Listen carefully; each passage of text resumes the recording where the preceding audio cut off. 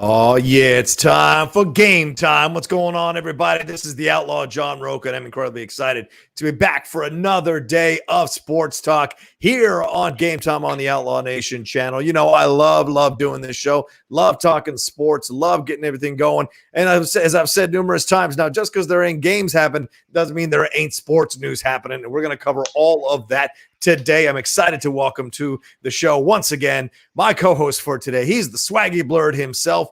His name is Winston Marshall. What's up, Winston? How are you, brother? I'm good, man. I'm good. I've this whole moving thing has been wild, especially mid-pandemic, because I still don't have a desk.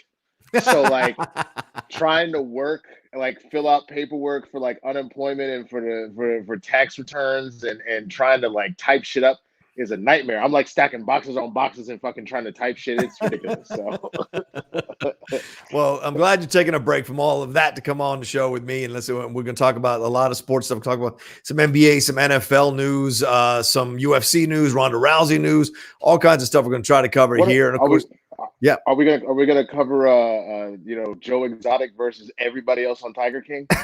Did you watch that last night on Netflix? The reunion show was amazing. Yeah, it was absolutely amazing. I mean, what a cake job for Joe McHale. I'm just going to sit on the edge of my bed with a camera on me, ask some predetermined questions, and then respond to what they respond to. I was watching this guy. I was like, that's not. He got paid. He probably got paid a massive amount of money for that. I'm like, I'd love to do that. I guarantee he got paid no less than $20K. Which is so wild. Knowing him because of the soup and everything else he's done, he probably has a quote that's much higher. And he did that shit. And literally all he did was put his AirPods on. They maybe shipped him a lav mic. You could see it on there to make sure they got a good quality from him.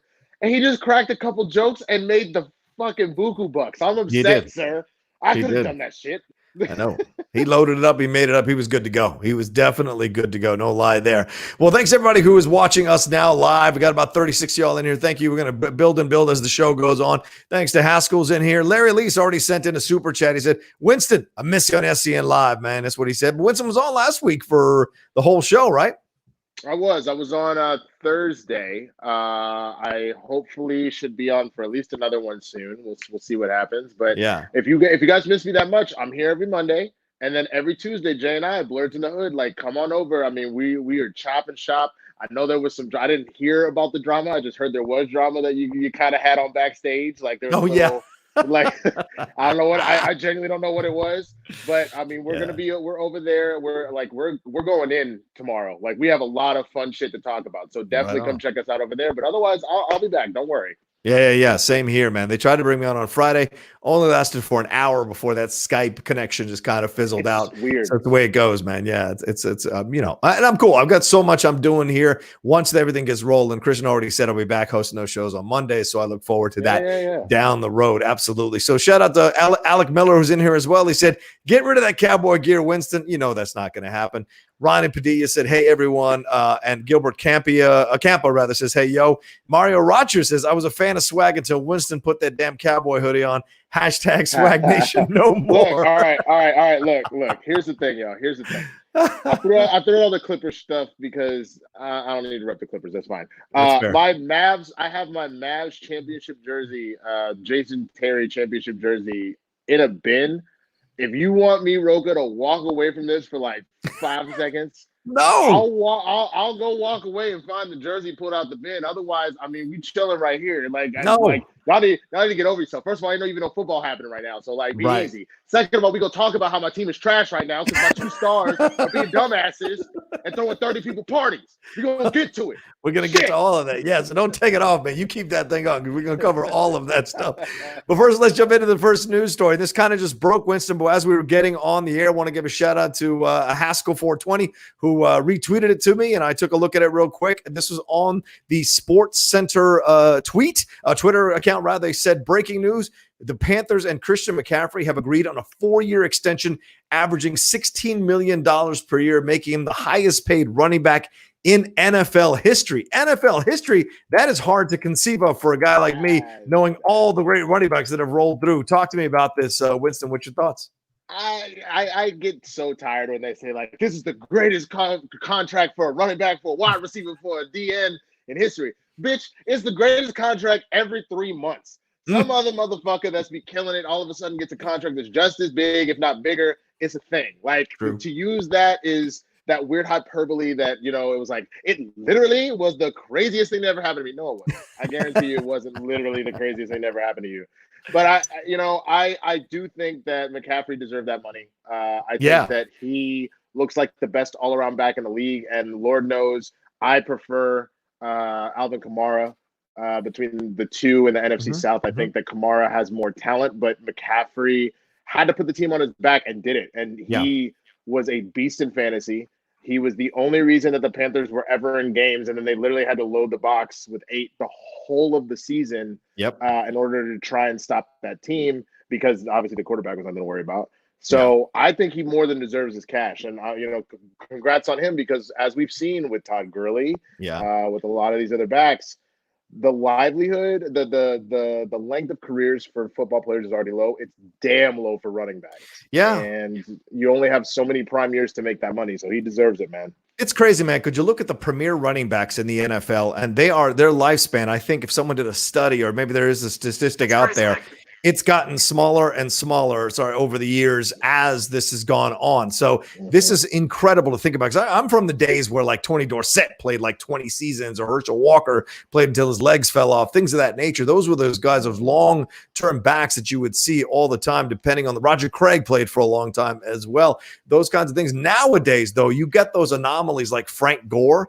but most of the time they just are barely hanging on. Look at Adrian Peterson in Washington. Yeah, he have an occasional great game, but he doesn't have the drive or the push or the explosiveness that he used to have when he was at Minnesota. And he's only been in the league, like 10 years? So you see these things happening. So you know what I'm saying? And McCaffrey, exactly. You know how long that is, though? For a running back, I think it is. But I mean, remember, like 1 year he was out because of that whole whipping his child thing with a tree branch, with a switch, that kind of stuff, which, a lot of people lose their jobs if they caught him doing that stuff. Yeah. Look, man, I know you Latino, you got the chocolate across the fucking forehead and shit. Please. Like cross the room hit. Please.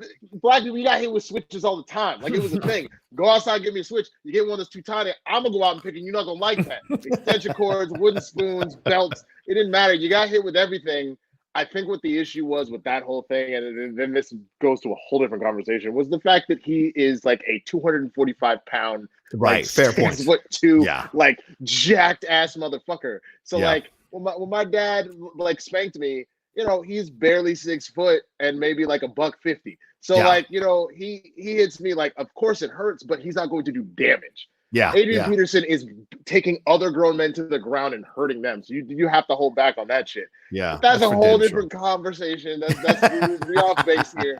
Of course. I just what I really hope, and this is the thing that we talked about this on a previous show that I think is the issue. They added that extra game to the season. They added the extra playoff team to the playoffs for each conference. I think my issue is you're not seeing an expansion on healthcare, and like I said, I appreciate that McCaffrey got this money. Like, cash in while you can. The same way that I do not blame Kamara. I hope he doesn't lock out, because the Saints are one of my favorite teams to watch. But I wouldn't be surprised if he does, because you got to get paid while you can get paid, and you have to get paid as much as you can. This isn't especially as a running back. Basketball. Oh my God! If you're a quarterback, if you're a kicker, you can kind of get away with getting the smaller contracts and stacking them up.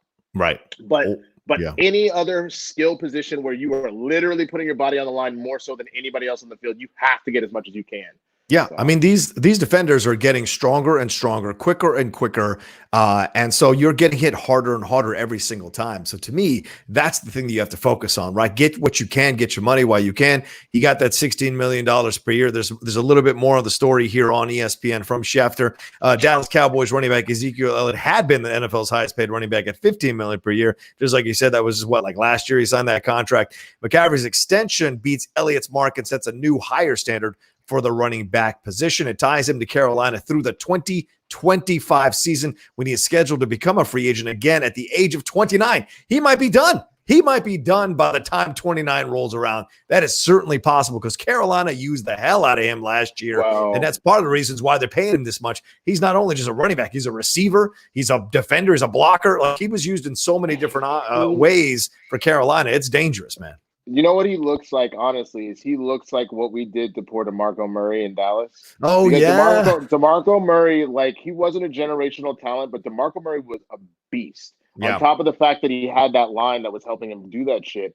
So yeah, we read I think we that season that he ended up like 7 yards short of like the single season rushing title. yeah. I remember that. As far as yards, it was crazy, and I really wanted him to get it, but I understand.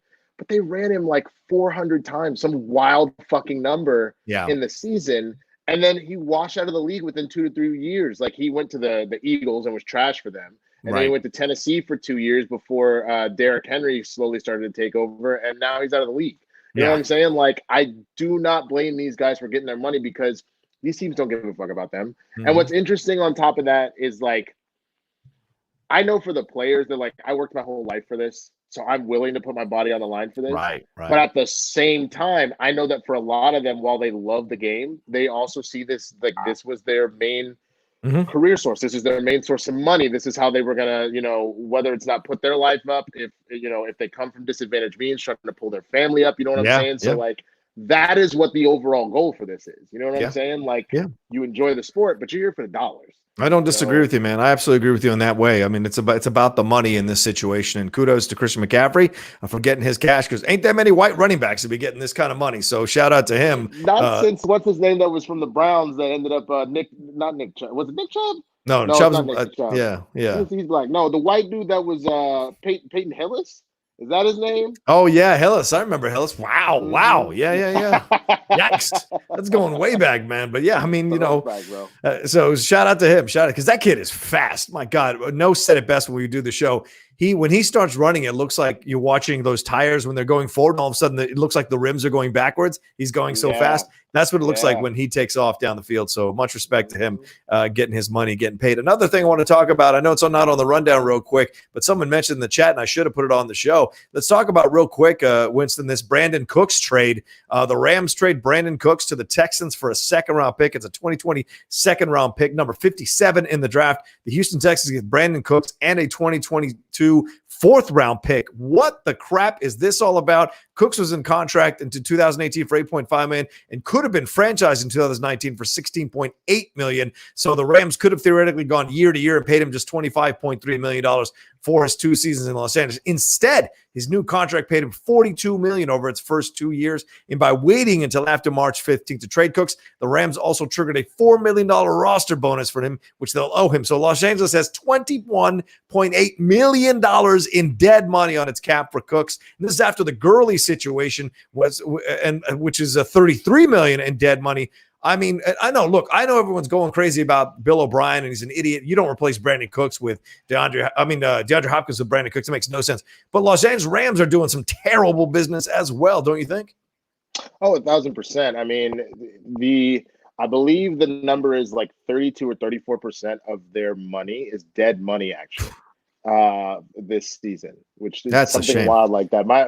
My two homeboys, I don't know if they're watching or not. They love to just talk shit about like this nigga don't know shit about sports, so like whatever. But one of them sent a tweet that said something like that the Rams have about like 34% of their money is dead money right now. And that's Yeah. because truthfully, I think the only thing that the Rams potentially did right was decide to come back to Los Angeles. But then I think the issue was they wanted to go Hollywood so bad. And Yeah. the fact that they rolled into that Super Bowl so quickly when they clearly weren't ready as a team, True. I think ended up being the worst thing that could have happened to them. Because Yeah. you had faith in Goff, you paid him that money, and he's trash. Yeah. You had faith in Gurley, and he took that injury, and they thought, oh, he'll be fine, and he really wasn't, and now they had to let him go. Yeah. You went all in on your defense. I mean, these are things that you do if you're like, I don't know if we can make it past this year. Like you do kind of go all in with that shit. But like Yeah. you look at that team, and that's the difference between the Seahawks and the Patriots and Right. a lot of these teams that remain relevant or have remained relevant for the last like decade is because they're making the types of moves that maybe you don't get to the promised land right away, Yeah. but then you notice that they're there consistently over and over and over, or they're at least in the conversation. Like you never count out. Like it's funny. We always talk about the Patriots. You look at Seattle. Yeah. Seattle is one of those teams that like start of the year, you're like, oh man, they're trash. Like they're not going to do it. And then you look up and they steal the number 2 or the number 3 spot in the playoffs and make it to like right short of the NFC Championship game again. Like they are a team that is never to be messed with because they just run well as an organization. I do not think the Rams run well. And I don't think the Texans do either. I don't think that they're ever going to make it. I love Deshaun Watson. I love J.J. Watt. Right.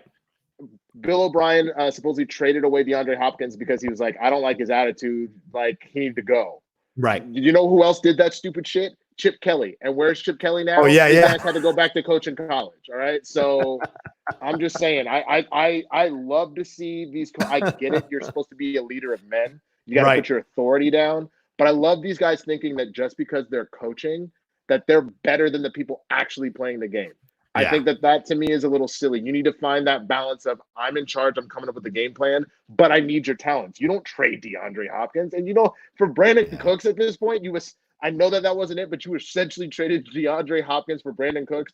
Get all the way the fuck out of here. Yeah, right. Exactly. Well said, man. The Rams now possess, looks like 7 picks in the NFL draft. They are picks 52, 57, which are both in the second round, 84 in the third round, 104 in the third round, which is a comp pick, and then 126 in the fourth round. Someone put in the chat they thought that the Rams could pick up some receivers over the first 2 rounds, maybe 4 receivers. Over the second, third, and fourth round, maybe pick up some receivers there. We'll see. It is a receiver-heavy draft, but you're drafting. I mean, by the time you get to 57 or by the time you get to 63, a lot of those receivers might already be taken by the teams that need receivers as well. Look, you can never have too many. There are a lot of teams that don't have star receivers or good receivers, so they'd be looking to pick up these teams. So yes, the Rams could do that bit of business, but it depends on a lot of luck for these receivers being around for them to pick by the time that time comes around for them. So they may still do it. I'm just saying they're taking chances now with the situation they're in. We shall see, because Lord knows Goff ain't going to look good without receivers. He ain't like Tom Brady. You know what I'm saying?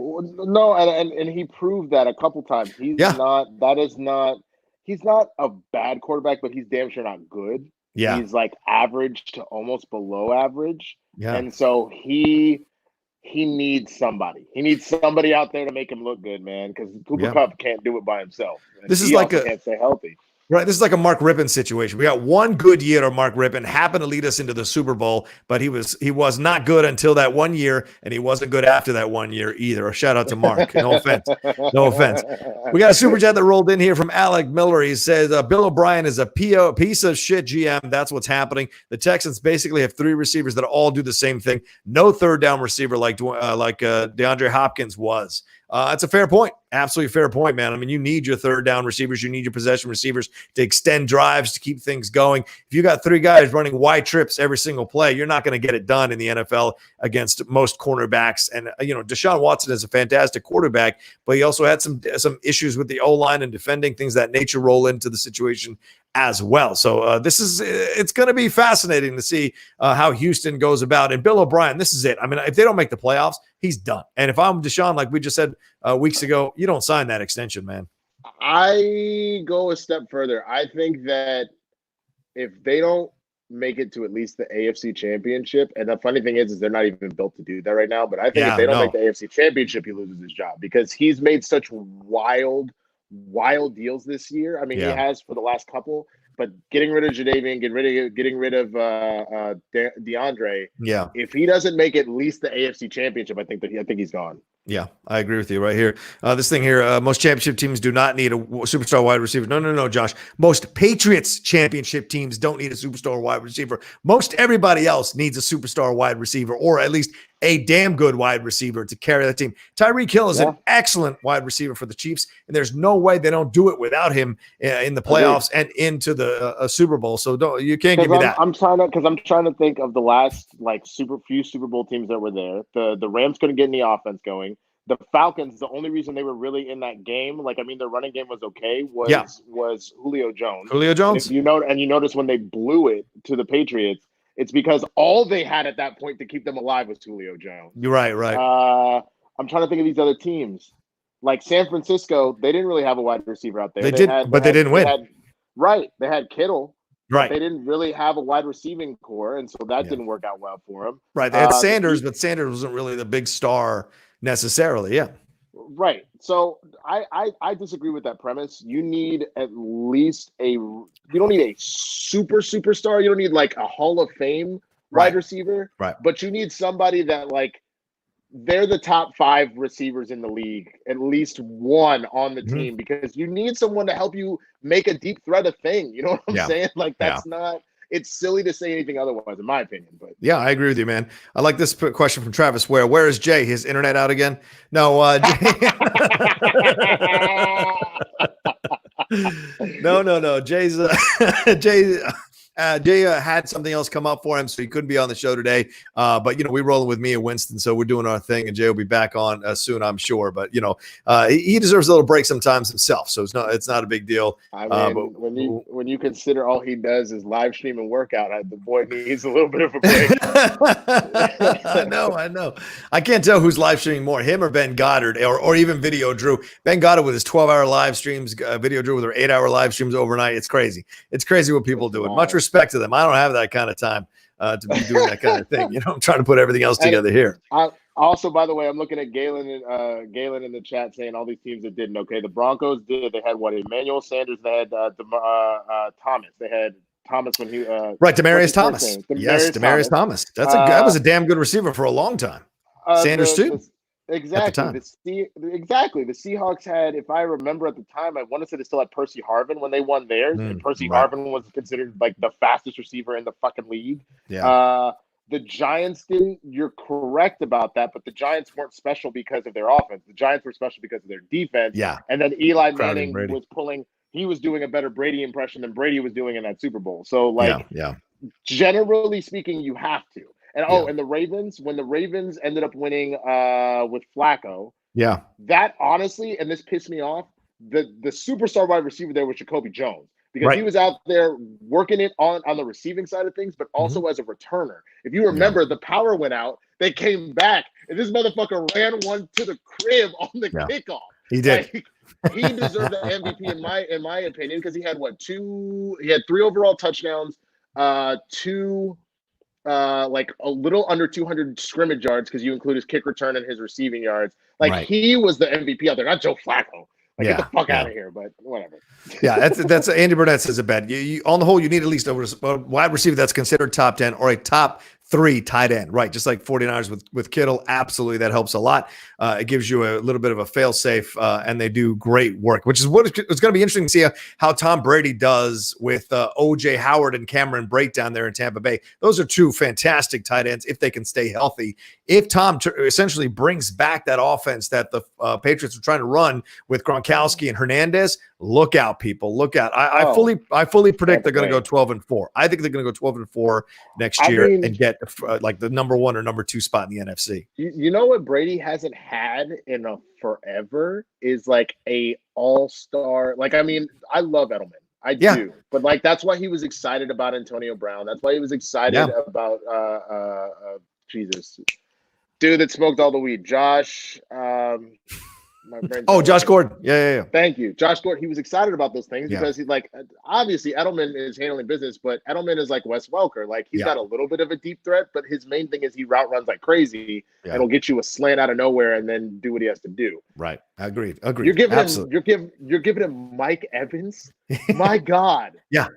Tom Brady. This is gonna look like Tom Brady with Randy Moss out in these streets. Like, why do you think Drew Brees is so happy with Michael Thomas? Because he's got this dude that can make anything happen if the ball's in the area. Look, the number one thing Arians needs to focus on is protection. If he can get Tom Brady protection, forget it. Game's over. If you can keep him protected, he is going to pick apart any defense with those teams. Here we go. Did Rocha just compare OJ Howard to Aaron Hernandez? I said the potential is there for him to be. He's a damn good tight end when he shows up to play. I ain't saying he's got the consistency of Hernandez, nor do I imagine he's got the mentality of Hernandez, thank God, off the field. But I'm just saying OJ has potential at this point. I mean, I think the problem is you compared an OJ to Aaron Hernandez. Oh, that's a good point. OJ to Aaron Hernandez. That's, I think, what the issue was. I apologize. Yeah, fair enough. All right.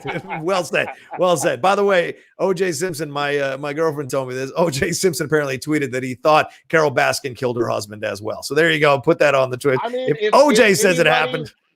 if anybody knows about killing and white women, it's definitely O.J. Simpson. So I'm just gonna go on a limb here and say that he probably knows what's going on.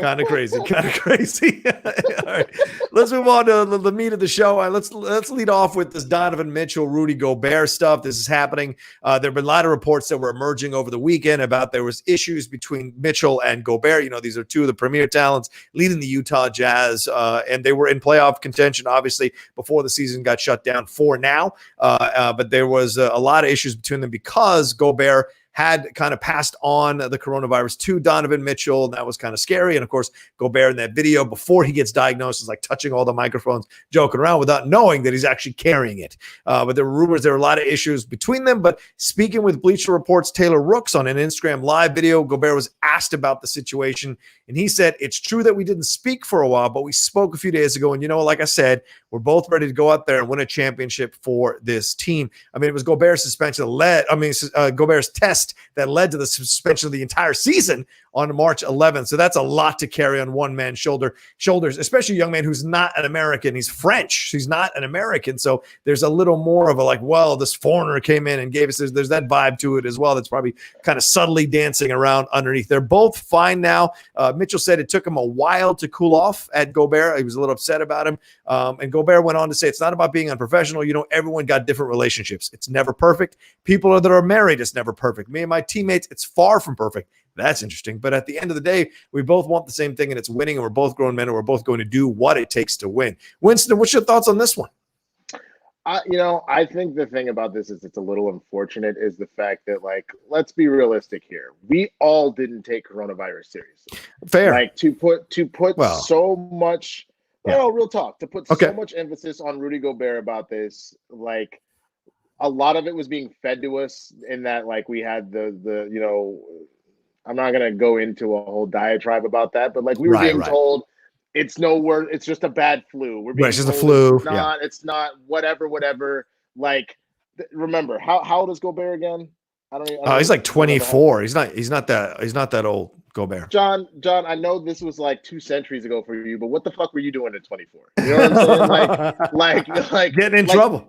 That's what I'm saying. I was like getting wasted all the fucking time. Like, I was out here in these streets just doing dumb shit. Okay. Right. And like, I think that like, it wasn't a bad joke. Yes. But like, it wasn't, he clearly, if he had known what this was about to become, because at this point, remember the NBA was still intact. Nobody was staying at home, shit like that. This was right around the beginning of people then getting orders from work to stay at home before then the states started passing in the country as a whole. So, like, I don't think that's fair to him. Now, I think what he said is true. I think that they're just like any relationship, whether it be work-related, friends-related, romantic, there's always going to be some bumpy shit. Yeah, you know what I'm saying? Yeah. And I think what makes this worse is that we don't have a spotlight put on. Like, you know, we're not in there with, like, you and Mrs. Outlaw, like, being like, you know, what's going on. You're not in here looking at me and my girl and, like, seeing the stuff that's going on there. Yeah. You're not over here seeing how we are with our families, how we are with our friends.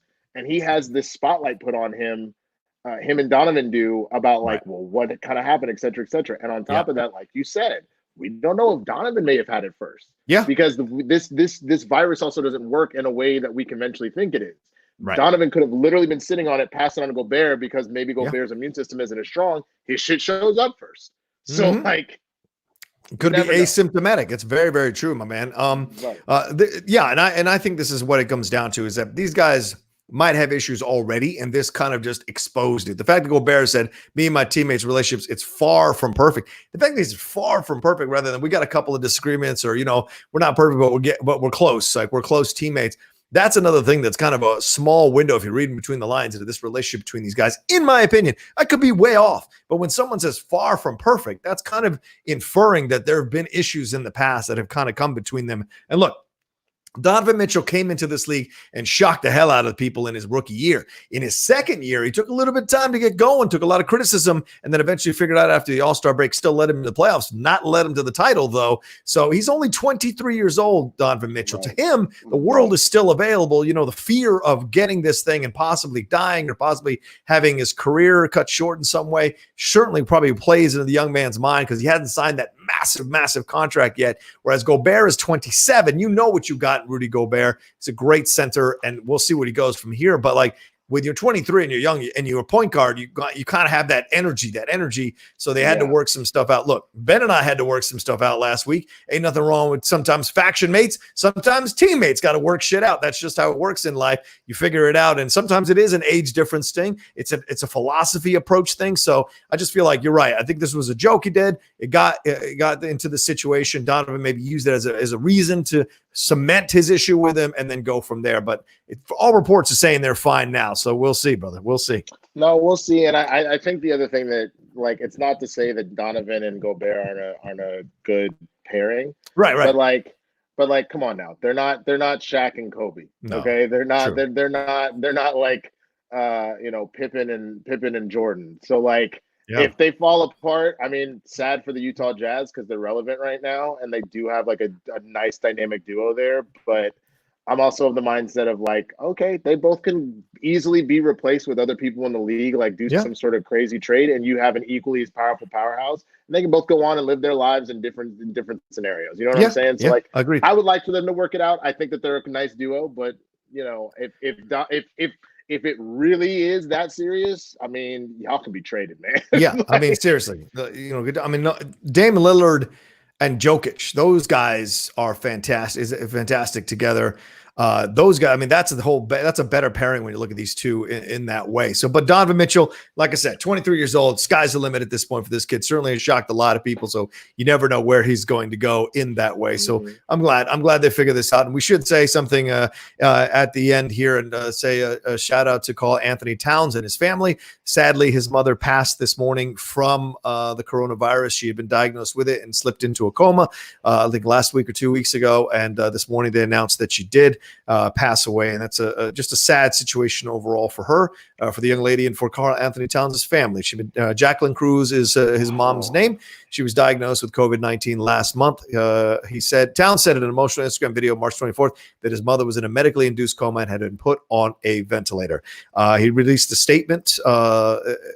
They released a statement this morning saying Jackie was many things to many people: a wife, a mother, a daughter, a grandmother, a sister, an aunt, and a friend. The matriarch of the Towns family. She was an incredible source of strength, a fiery, ring, and extremely loving person who touched everyone she met. Her passion was palpable, and her energy will never be replaced. And they went on to thank the medical staff who had treated Cruz, as well as Towns' father, Carl Sr., who has recovered from the virus. So they both got the virus, and sadly, the mother is the one who passed away. So tough situation. These things need to be taken way, way more seriously than they're being taken, my man. You know it. I think you can feel it. Yeah, no, I mean, for sure. I mean, I think the thing that's wild about all of this is like, I think initially we all were just like, oh, come on, like this sucks. Like, right. You're taking away our sports, things like that.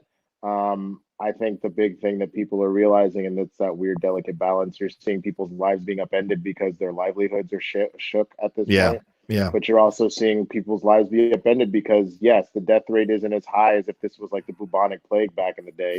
Right. But I remember that day. But I was going to make that joke, but I was trying to be serious. So that's all right. We can play both sides. Go ahead. Yeah. But at the same time, you know what I'm saying? You are seeing people that are affected by this, and like physically, they're losing family members. So my thoughts and prayers do go out to the Towns family, Anthony Towns family, and let's continue to do everything we can to be safe and really nip this thing in the bud. Absolutely. Certainly. And hopefully that will happen sooner rather than later. We got some Streamlabs that have come in. Winston, want to jump on two of them here. Let's see. Tongue Punch Fart Box. Hey, I haven't seen it. It's the first time they've donated here. Thank you so much. Is that I would argue McCaffrey is better than Camara. Once Ingram left, Camara's numbers dropped, and that's with Breeze and Thomas still there. McCaffrey carried that whole offense. Winston, thoughts? I disagree in the fact that I think we can't make a decision on that until we see Kamara healthy, because he was actually injured most of last year. That's why the Saints still did well, obviously, because Michael Thomas is a absolute beast. Yeah. But Breeze, remember, injured with that thumb, had to come back, get back in the groove of things. Kamara injured, trying to do what he can. Right. I would make the argument. I can agree. I can get it if people want to make the argument that McCaffrey is better. I'm not gonna give too much pushback because you could see it either way. Yeah. But I personally think that Kamara is a little more versatile. just a Okay. little bit, but he was hurt. So I Yep. want to see them both healthy in a year and see what happens. Because I think the other thing that then wouldn't be fair if Kamara ends up being healthy and is working on an offense that like is an offense, and then McCaffrey is there by himself doing it again. Yeah. He's only got maybe another year of that like career setting, like I can put up these amount of yards and touchdowns before his body breaks down. Let's Yep. be real here. This game is too violent for him to do that shit over and over and over again. Yeah, don't disagree with you at all. I think that's the thing at the end of the day, how much more his numbers are going to drop. I think he's going to bounce back just fine. He's going to be good for a couple of years, maybe 3 more years, and then we'll start to see those numbers. Because bigger dudes like him, for whatever reason, they kind of find the legs start slowing down, man. The legs start slowing down as they get 2 or 3 more years into their career around his age. So we'll see with Kamara. And remember, Kamara, nobody expected him to be taking over Ingram's spot, but he did it. He did it eventually, and shout out to him. Tongue Punch Fartbox sent out another one. He said, Bill O'Brien is a horrible GM. They overpaid Cobb, that's right, your boy from the Cowboys, and traded for Cooks. Both are injury prone. Those two combined can't compare to Hopkins, and he's not that great of a coach. Watson saved his ass a lot. He yelled at Brady, so he thinks he can do that to others. Oh, fair. All right. I mean, that's true. And I would say, I mean, you don't have to tell me about Cobb. I mean, yeah, I didn't even want his ass from the Packers, but we took him. And from the jump, right? But you notice, like my new coach was out here talking about, like, I don't want that motherfucker either. So he just let him leave. Yeah. So I mean, the Texans are in trouble. I think that they are. I think that because of the division they're in, I mean, the Titans have made a name for themselves at this point. Who else in that division? Texans, Titans, Colts. I mean, the Colts actually did pretty well. Everybody thought they were going to be ridiculous without Andrew Luck. Yep. And they actually held their own. Yep. And then my brain's just very slow today. What's the last in the AFC South? Texans, Titans, Colts. Jaguars. Thank you. And then the Jaguars, who fucking knows, man? Yeah, it's true. Who knows what you got with Gardner Minshew? How are they going to be good for like a year and a half and then just be the worst team in the league again? Like, come on. That's fair. That's fair. It's going to be interesting to see what Phillip Rivers can do in that division. Certainly could be his for the taking. He could be his for the taking if he's got like one of those glorious years. I mean, just as a person, he feels more like a Jacksonville man than a San Diego man anyway. I mean, shit. He needs, and he also needs the land for his 15,000 kids to roam. You know what I'm saying? So, like, it's fine. Yeah, no offense to Indianapolis. There isn't that kind of land like they have in Florida. That's for damn sure. Ain't no lie there. So we'll see. All right, we'll move on to our next. Please keep sending in those Streamlabs. Keep sending in your super chats. We love to answer your questions. We love to hear from you all. And I'll be dropping the link soon in the second hour of the show to let people come in live and ask us questions. We might not be able to get to everybody because we've got so much to cover, but we're going to try to get to as many of your questions live as we can. Moving on to the NBA story real quick. I want to get your thoughts on this. The NBA is proposing the possibility, or some people amongst the NBA, some employees are presenting an idea that they would have a 25-day program for players to go through before they resume gameplay. This is according to ESPN. Under the plan, players would go through an 11-day stretch of individual workouts in which they could maintain some measure of social distancing while ramping up training and activity. Then, if permitted by medical officials, the idea would be to allow for a 2-week training camp with entire teams participating. And this was brought up in conversations with the league. There were some team planning sessions and conference calls with peers, medical teams, and league executives. They all expressed concern about timelines if the NBA is to continue into its season. So there's so much happening here that they're trying to get squared away. And some executives have stressed the need for a full month of preparation before a return to competitive action. So it isn't just, hey, it's we're good to play ball again. It's how long is it going to be before we actually see the games? Because you and I both know, Winston, we've seen players like just show up to training camp and twist ankles and tear hamstrings and tear Achilles and things of that nature because they're not warmed up. Not everyone can be Shaq and play himself into shape through the season. Some people actually get hurt while they're playing the season. So this could be, do you like this idea of a 25-day? Do you think that's enough for a professional athlete from the NBA to kind of get back into the rhythm and not cause issues? I think so, because I don't think that they're too far removed. It's been, a month? Yeah. So if you think about it in the way that if this were like, hopefully they've been working out, maybe not as intense as they would have with the team, but they have been keeping a workout regimen because the thought process was we're only going to be gone for a little bit. Yeah. So hopefully they've kept that up. I think a 25-day program to make sure. But I think here's the biggest thing, and this is the only way that sports can work going forward until we've really got Corona under lock. Yeah. I think these guys, unfortunately, have to go into almost a college-type setting where, like, They point. are where we don't have we don't have the crowds. So let the camera crews handle that shit. But these guys essentially need to almost live in dorm-like scenarios, so they're just around each other and not able to go back out into the populace at large. So then that way, because the issue could literally be cool. We get it all squared away, but then they go home and they're doing the regular shit that they're doing. Yeah. And then they end up catching it. And now you've just given it to the entirety of the NBA. Yeah. So I think because that was one of the things that you had is not only these mass gatherings with crowds, but you have these teams that are traveling from city to city to city. They're on planes. They're in hotels. They're they are almost more so exposed than you're seeing sometimes, with the exception of obviously doctors and nurses literally dealing with corona. They're just as exposed, if not more so, than you see with grocery store workers or delivery people like myself who out here delivering and shit like that. They're more exposed because they're traveling so much. So I think the only way that this works, it has to be a closed circuit group of people running this thing.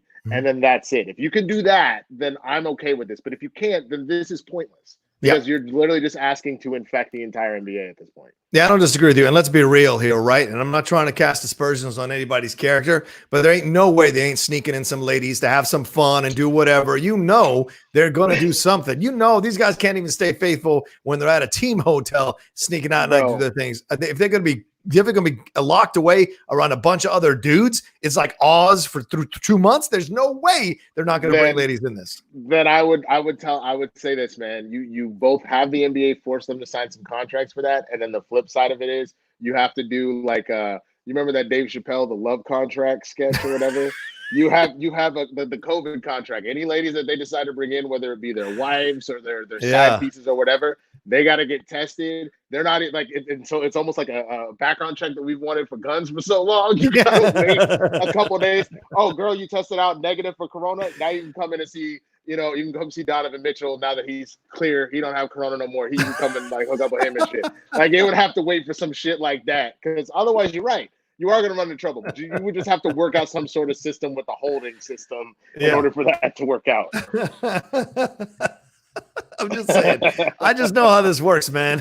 Even Jordan, no offense to Jordan, even Jordan was cheating all over the place. So, there's a lot of reports, a lot of rumors, people saying about stuff like that. We got a super chat that rolled in here. This is from Nathan Arredondo. He says, thoughts on Goodell announcing picks from his basement. This just broke that the NFL Commissioner Roger Goodell has big plans apparently for the draft next week. He'll be announcing the selections from his Bronxville, New York basement starting on April 23rd. Bro, how big is your basement that you can run essentially a show out of your basement? He's probably not going to be sitting down in a leather couch. I'm sure he's going to be standing up in front of a makeshift podium and announcing the picks and then going back and sitting down.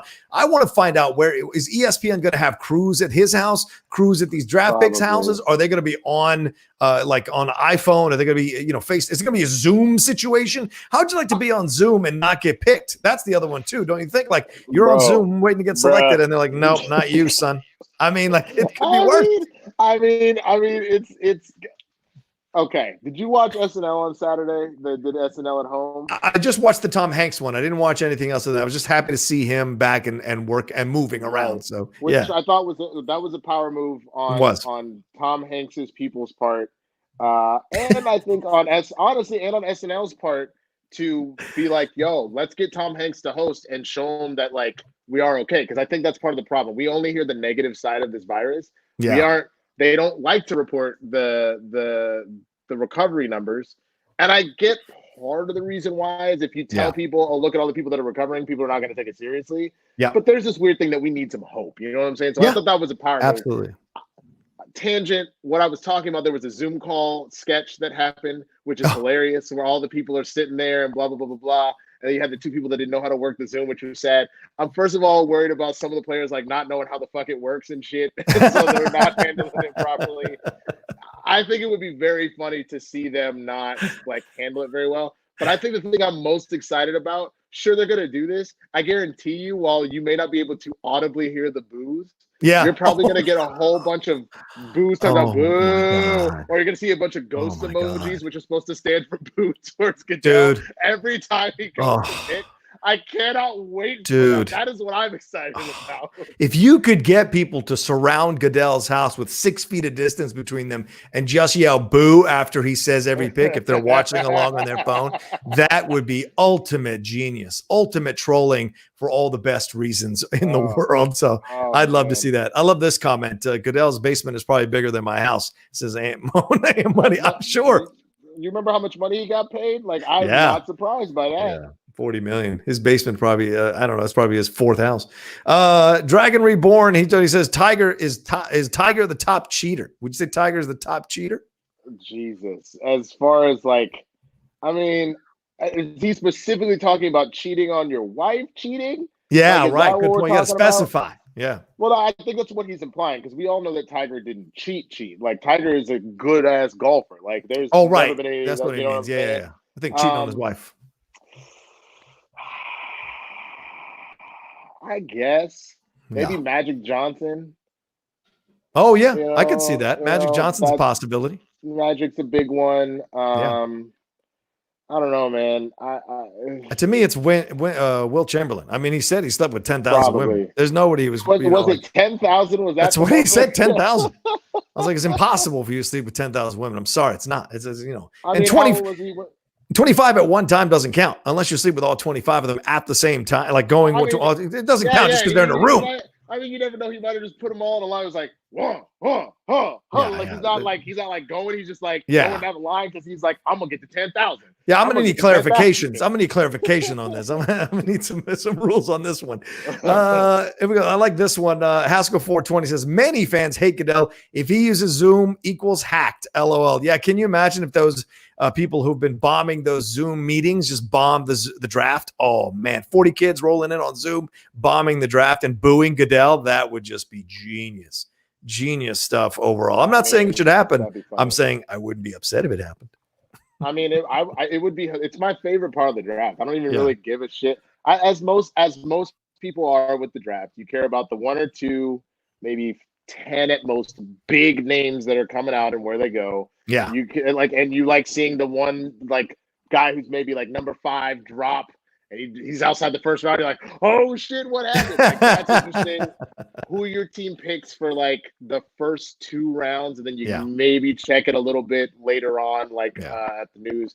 And then maybe your big rival, like you maybe give a shit what Washington's doing, what Philly's doing, what New York's doing, but otherwise you don't give a shit. Like honestly, like so I can see that. I can see like what I come to the draft for is to boo Goodell. Yeah, that's of course. Literally why I'm there, and he's only there for the first round. After that, you have all these like Hall of Fame players and the kid that like got in a car accident at 15. They said he'd never walk again, and now he's like the state champion, like MVP and shit. And they're like, what perseverance? You can name a draft pick for your town. Like, you know what I'm saying? Like, that's the shit that happens afterwards. I'm just there to boo Goodell. Exactly. I'm good. Like, I'm out.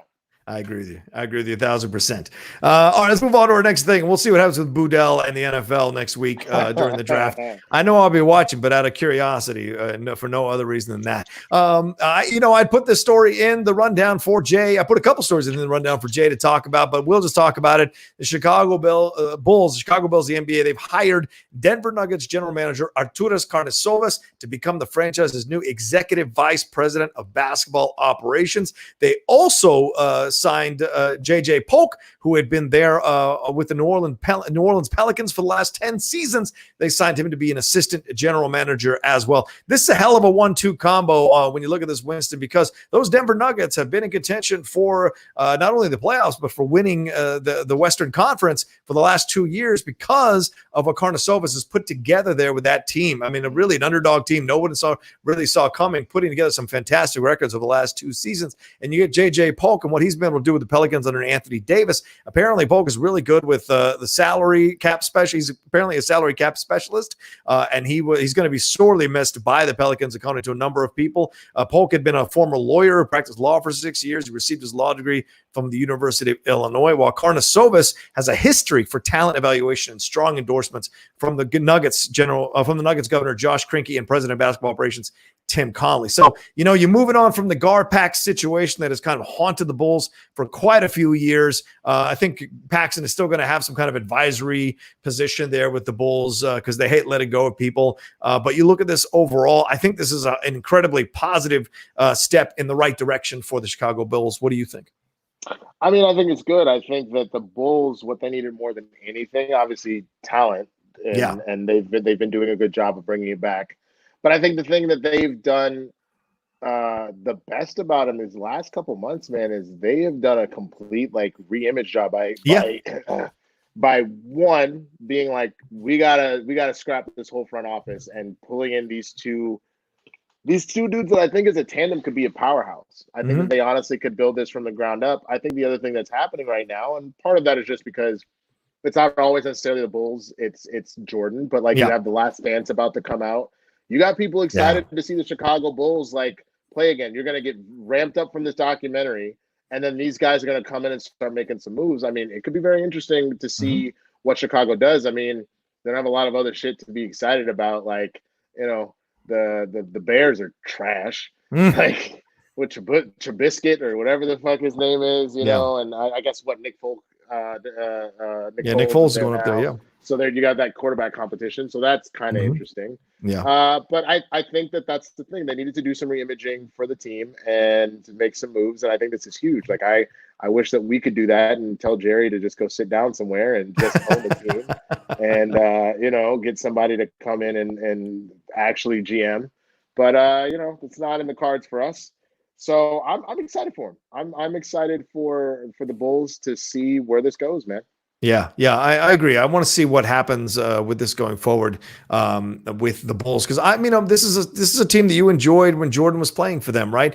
Even Jimmy Butler did a nice job playing for them, so you want to see them kind of come back to that point where they're in contention. Will they be in contention to win titles? Maybe not, but you want them to be in the mix. Certainly, Chicago is a great sports town, and they love their teams, so they live and die by their teams, and so we'd like to see the Bulls kind of back in there, that red Bull logo dancing around, meaning something again, you know, because quietly the Miami Heat have stayed in contention, stayed in playoff contention, even after LeBron left. They've now, over the last few years, kind of put it back together. So, you know, you want to see these teams that have consistently been around there kind of jumping back up. Remember, Derrick Rose's Bulls were all constantly in the mix with Joakim Noah there as well. They were constantly in the mix for things. So you want to see that kind of come back. And I like this idea of these two guys coming in and kind of working out what's the best deal for them, because they're not just hiring these guys. When you get a guy like Polk, you get a salary cap specialist. This is a guy that's looking 10 years down the road. What do we sign these guys for? We don't just throw away money. We don't want dead money on the books. We want to figure out how do we get these contracts correct so we win and they win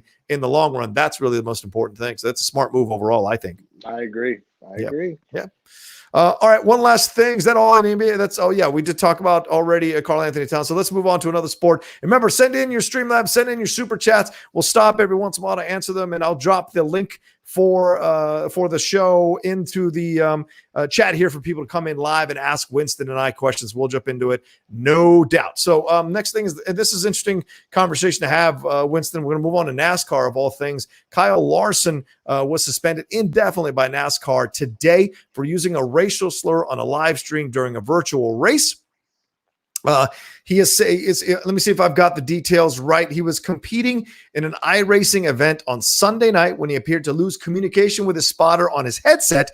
During a check of his microphone, Larson said, "You can't hear me? N-word." And that was his response.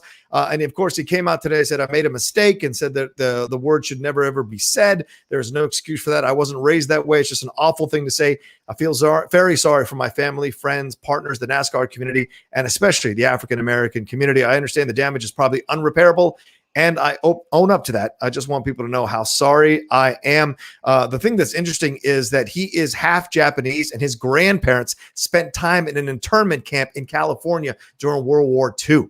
So that kind of adds a little more layer to this. And he climbed from short track racing in NASCAR through its Drive for Diversity program. So he was benefited by being a part of a program that was trying to make NASCAR more diverse. And here's another thing to think about. He's got a number of sponsors like McDonald's, Credit One Bank, Chevrolet. All of them now might be looking at dropping him as a client because last week Bubba Wallace rage quit during an official NASCAR iRacing event, and then his sponsor fired him immediately. So you look at this thing, Kyle Larson's a damn good racer. To have him revert to this language, is this shocking to you, or is this a young man just kind of like, he hangs out with his boys and he says this playfully to other people and whatever, and just kind of forgot where he was? Because apparently a number of the other racers who were on with him were like, dude, that just went out to everybody. And some people were offended immediately when he said it. So what's your response to this, Winston? What's your feeling about this one? I mean, start by going and looking in the chat and pulling up AJ Lancaster's quote,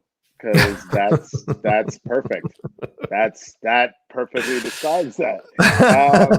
I mean, look, here's the thing. I wanted to double check just to see. He's 27. All right. 27. Yes. Not a young man, honestly. At that point, I already don't have a lot of sympathy for anybody really at all. It's made very apparent. It's said all the time. I get if you come from kind of like a backwater shit, maybe you haven't heard it because you haven't been around. But fair. If you're not black, you just don't say the word. And there's plenty of black people, and I go back and forth because obviously I say it a lot. But like, there's even black people that are like, you shouldn't even. We shouldn't even say it. Right. You know what I'm saying? But it's pretty cut and dry. You don't say it, period. Yeah. I don't care about you. You don't say it in public shit like that. You don't say it in private shit like that. You know what I'm saying? Like, I get it. We all have a tendency in private to maybe say some shit, but there's really just no excuse for any of this. Yeah. So I'm glad that he got suspended. I think the other thing that this doesn't help is, like you said, NASCAR is very traditionally like kind of a middle America, like white sport. Yep. So like you said, if the point was to try and push diversity, you just reinforce the stereotype that this is just a racist ass sport. Yeah. That doesn't have room for people that aren't like white and middle American. So like I think it's a good look on NASCAR to do that. To say that that's not something that we're going to tolerate. I think it's very unfortunate that, like you said, if he's half Japanese and his grandparents went through an internment camp, for him not to understand, because Lord knows if someone had said anything kind of whatever, if someone had made a comment to him, like, it's been very unfortunate what the president and others have said about Corona and the terms they've been using. I'm not going to repeat them because I don't think that they deserve that kind of credit. I agree. But if someone was saying some shit like that to him during that, he would be fucking infuriated. Or exactly. Like if this is a black NASCAR driver and he uses some slur towards the Japanese people, isn't Kyle Larson upset about it as well? And that's the thing at the end of the day, right? You have to be aware of what you're saying, when you're saying, in the avenue that you're saying it. Hell, I get nervous when the rap songs and that word comes up and I'm driving in the car by myself and I don't even say the word because I know even to be in like unconscious practice of using it during a rap song, it could slip out in some way. And apparently, if you hear the audio, it's so nonchalant that you're like, well, what the hell happened here? Sorry, man. Right. So it's not, no, you're fine. I was going to say, I have a simple solution for you. If you just hear it in the song, just say hitta instead. Just say hitta. Yeah. Like, you know what I'm saying? Don't even tempt yourself. Just say hitta. Like, so when that song came out, mine just be like, my hitter. Right. My hitter. Like, you're fine. Just stick with that. It's like, oh, I can't hear you anymore, my hitter. Like, just I'm just saying, just keep it out of your lexicon. That's the biggest thing. It's just you at this point, I don't care how you feel about it as far as like, well, I don't want to, like, there's plenty of things in life that are double standard. Okay. Totally. There are plenty of fucking things in life. Just don't do it. Just don't do it. Yeah. Like, especially if you're in the public eye. More so if you're in the public eye, unless you want to be known as the person that does that. And there's a lot of companies that do not tolerate that shit, as they shouldn't. Right. And they get rid of you like this happened. Just don't say it. Like, I don't know why that's so hard. And that's why I don't feel bad for him. People love to give passes to like 16, 17-year-olds. They're like, oh, they're kids, blah, blah, blah, blah, blah. Yeah. If, let's say, there is the tiniest bone in my body that potentially feels bad for a 16 or a 17-year-old, I damn sure don't feel bad for a 27-year-old. Yeah. Go fuck yourself. Yeah, that's fair. Like, there you go. I mean, I appreciate the fact that he apologized and he recorded himself fully apologizing. He says he accepts all the punishments. I mean, that's the first step towards redemption in this situation. He's obviously going to have to go through sensitivity training and what have you, all that kinds of things. But you're right. And maybe this is a moment where he was riding high on the hog, winning these races, feeling good about himself. And he thought he was a little bit untouchable. And this thing slips out. And that shows you one word can ruin everything. One action at times. Once you fly that high, it's like Icarus. Once you fly that high, the second those wings touch the sun and burn out, you're done, man. You can be absolutely done. And there's another person waiting to come up right behind you and take your slot. Yep. There's another racer who is desperate for a sponsor who ain't going to get you into any kind of trouble. And a sponsor just absolutely veers his or her head to the left or to the right and goes with that person instead of you. And then you're the one struggling and begging people to support the stuff you do. So it's so crazy. Well, and the other thing about it too, and this does not excuse anything, but I think the thing that people get confused about a lot of the time is a lot of people think that they're invincible. I think this internet day and age, they think that nothing's really going to touch them.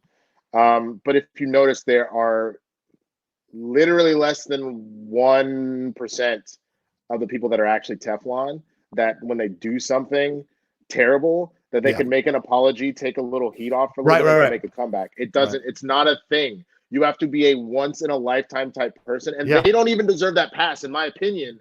But those are the people that actually make it out of this shit on the other end. You know what I'm saying? And I don't care. Like, you made it to the pros, cool, but you're not good enough to do that. It's like people need to realize you don't get to lick donuts, Ariana Grande, before we had coronavirus, and then come back and say shit.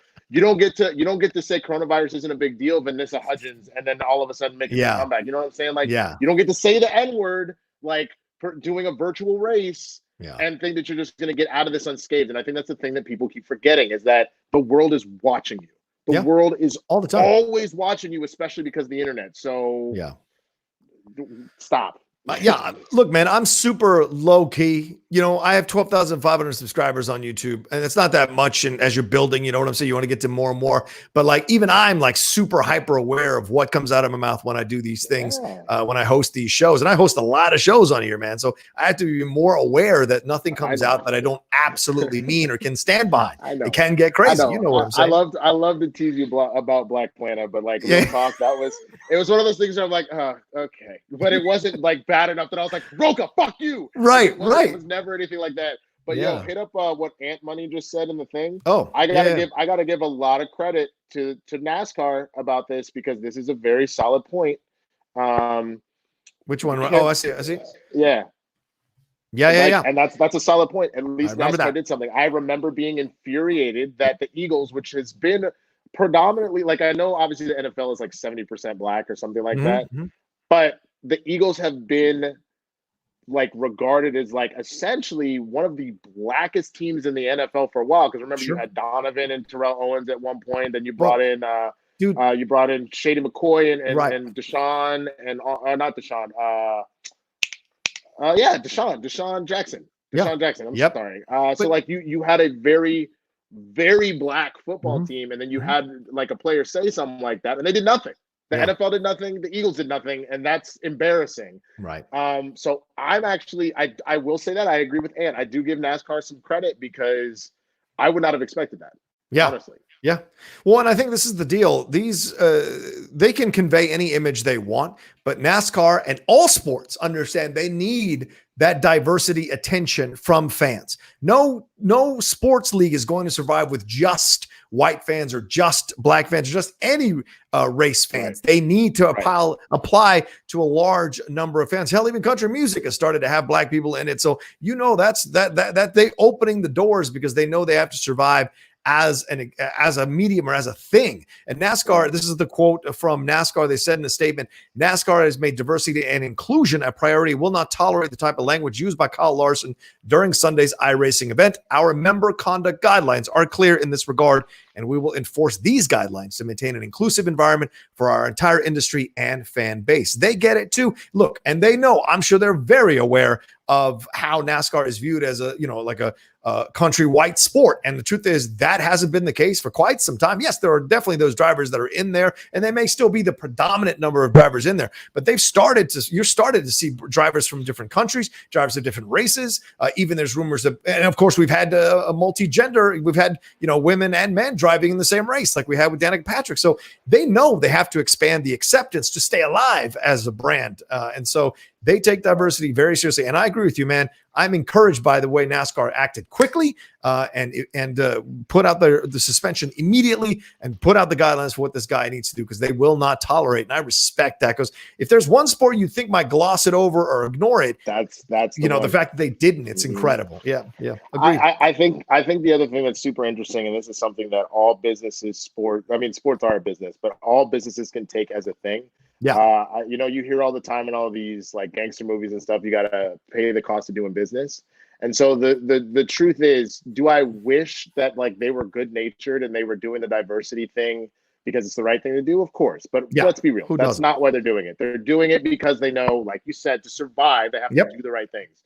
So the cost of doing business, and where I actually believe that like Adam Silver, for example, is like a good dude that cares. One of the things that I give the NBA credit for is the fact that you had a situation where Donald Sterling says what he says, and it's instantly, not fuck this, you've gone, you're not going to do this, you're out of here. The trans bill happens in North Carolina. We're not going to do our business down here because we include all fans, and if that's how you're treating some of our fan base, then we're not going to show up. Right. I think that they have been the cornerstone for how businesses should be dealing with situations when people get out of control like this. Yeah. And if you're not doing it for the standpoint of doing the right thing, you do it for the standpoint of that's how your business continues to function and grow, because we're not in a world where despite what, we're getting again from the media and from certain people that are public figures, the way that the world really is at this point is that it's all of us in this together. So you have to be at a standpoint of do the right thing, if not because of your morals, because it's good business. Yeah. And NASCAR made a smart business move here, honestly. Yeah, I agree 1,000%, my man.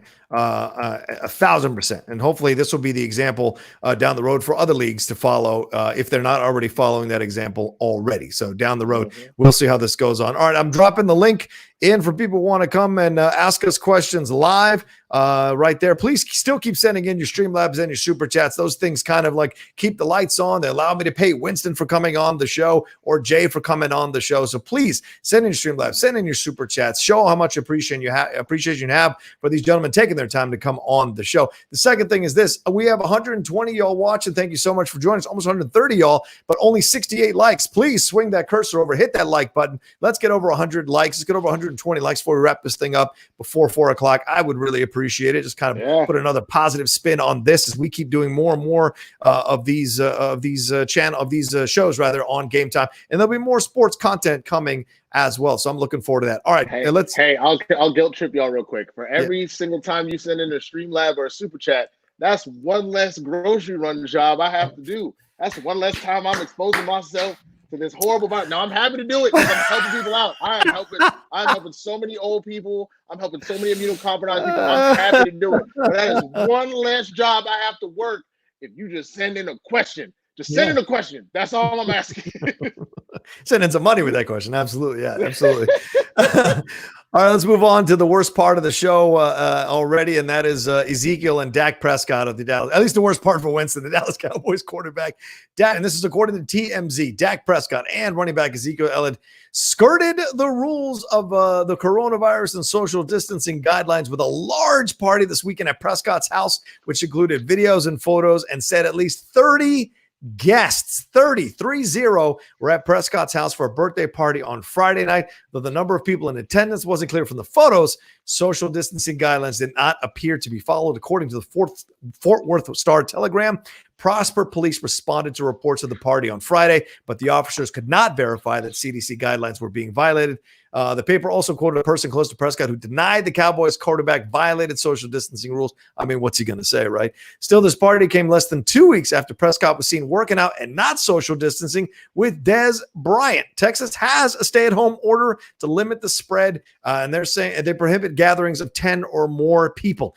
This is an interesting story for me, Winston, because Lily and I, we took a walk the other day through the deep part of Beverly Hills, and we heard a child's birthday party going on loudly over the high picket fence with the vegetation over it, so you couldn't see over it. But it sounded like it was a lot of people in there. So some people thinking correctly about this situation. What is your response to what happened with Dak and Ezekiel here? So, as you notice, I had to do a wardrobe change because the only I'm so upset right now. The only non football attire that I have when I feel like the Saints were unfairly punished for Bountygate when the whole NFL is a piece of shit. Yeah. This is the only Saints shirt I have. It's my free Sean Payton shirt. My friends also get mad that I wear this. Like, you're not even a Saints fan. You can't rock it. Fuck you. I'm going to rock it as much as I want. Here's the thing. This, to me, is one more issue that I'm seeing with Ezekiel Elliott. People keep trying to write it off as like, he's young, blah, blah, blah, blah, blah. Bro, how many times are you guys going to do this shit? And now what I think upsets me more than anything, before we were just getting on Dak because we were like, oh, dude, he's such a company man. He's right. Like a lot of black people are, using very not nice terms about essentially being like, masses like house slave and shit like that. Like you're getting a lot of stuff like that, calling him Carlton and shit. You're now getting into a situation where I'm like, I'm glad that my star running back and my star quarterback are good friends like this, that they're rocking with each other. What I'm not cool with is like literally, bro, you have one job. Yeah. You both have so much money and so many means. If y'all wanted to do this, y'all could have done it with the 10 people and called it a motherfucking day. Yeah. But like, at the very least, what I would expect out of them for doing this, and this is the problem that I keep having with anybody that's famous like this, the world is always watching. Yeah. One, you should have had a better job of just not doing this. But if you're really going to be that fucking dumb, take people's phones, keep the shit off social media. Like, there's an infinite number of ways that you literally could have just not even let the world know you're doing this. And then this could have been a sad story where it's like, oh man, that's terrible. Dak Prescott got corona. Oh shit. And we're just like, damn, that shit was wild. Maybe, the one time he went to the grocery store for himself, he caught it that way. Some crazy shit like that. No. Your dumbass brought 30 people into your fucking house and threw a goddamn party. Bitch, do you know how many fucking parties I've thrown over Zoom? And that's been fine. It's been sad sometimes because we keep playing Never Have I Ever because we ain't got nothing fucking else to do.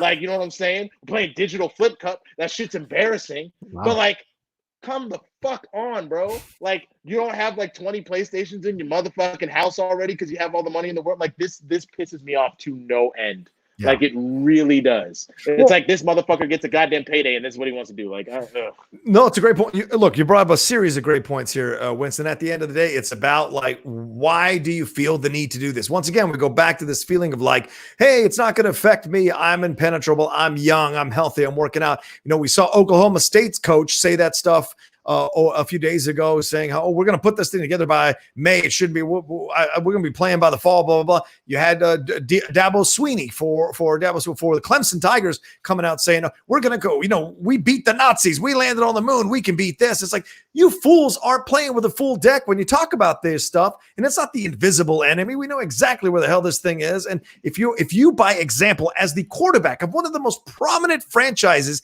in sports history, are not taking that responsibility correctly, you have to wonder at the judgment calls here by him. And yes, Ezekiel less so in my opinion, because he's the running back. He's not the quarterback, which is considered the premier person on most teams, especially for the Dallas Cowboys. This is just shocking judgment overall. Plus, Winston, if we can be real, and let's be real, that's what Game Time does. We don't have to worry about pissing off teams or players. Let's be real. There's some jealous motherfuckers at that club seeing him making the money he's making, so they have no problem turning on him. That happens low key. That happens low key with people who are making $100,000. How is it not going to have people like millions of dollars in this house? Maybe you're a former quarterback who got knee twisted in high school. And you never hit and you're just jealous, and you let it out by selling this guy out over a TMZ, no less. So people are always rocking around with those phones, walking around ready to sell stories for a quick buck, especially if they've been furloughed out or unemployed or laid off or whatever in this economy right now. So why would you risk that? Not just the health alone, the PR nightmare, the PR disaster of this is just beyond the pale, man. And I it's just, this to me is the reason why I don't see the Cowboys anytime soon, probably not in the Jerry Jones era, winning another championship. We can't stay out of the news for the wrong reasons. Right. You know what I'm saying? Like we take on what was the player that used to be in Carolina and then got banned for a while because he threw his girlfriend on a bed of guns? Oh yeah, that guy. Yeah. Greg something. Yeah. He went in and played. He did MMA after a while. Yeah. Right. So you had his ass. You got all the different. You got the Randy Gregory's and the stuff like that. You have all these problem children that you're bringing into the team, and you're not breeding an air and an environment of winning, because that would imply that your main focus is living a good life, but doing the right things to get to the promised land. Right. You have too many instances like this where now, if maybe the next day or two, that Greg Hardy, thank you. Yep. If maybe the two of them were, I know people feel weird about him training with Des Bryant and shit like that, but again, didn't have to take a picture of that. You could have taken the picture where y'all both have gloves on, and you take a video of them throwing a pass to each other across the field. The six of you standing next to each other. Why are y'all so dumb? Like, Jesus Christ! Like, I'm just at that point in my life where I'm realizing I'm becoming an old man. Because before I'm younger,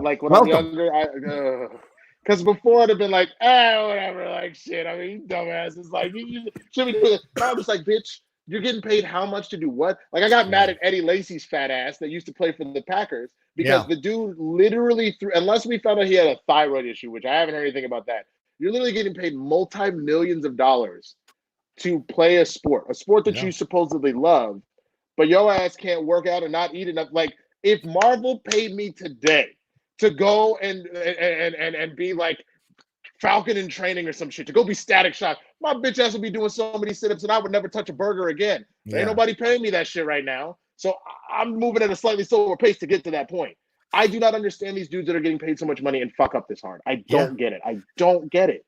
Yeah, it used to happen in the NBA, Winston, for a long time, and that has straightened itself out completely over the last few years. You rarely hear stories of NBA players getting a crap ton of money and just keep making mistakes with their money or putting on weight and showing up out of shape coming into the season. That does not happen anymore, man. These guys take their stuff so seriously now, and that needs to creep into the NFL as well. And they'll eventually catch up because that's going to have to be the norm going forward. Because I agree with you, that kind of mistreatment of your body, misuse of the position that you've been awarded by, and you've earned it. Honestly, you've earned it by your play. You've got to also keep earning it. That's the way. The greatest thing is it's not getting to the top; it's staying at the top. That is the harder task. And so, that's kind of situation there with them. And they do overall have to show what the right things to do to the kids as well, because kids are looking at that going, "Oh shit, he had 30 people over. I'm gonna have 30 people. I'm gonna have 20 people over." And you get loose parents who don't want to discipline their child. And they're like, yeah, I don't care either.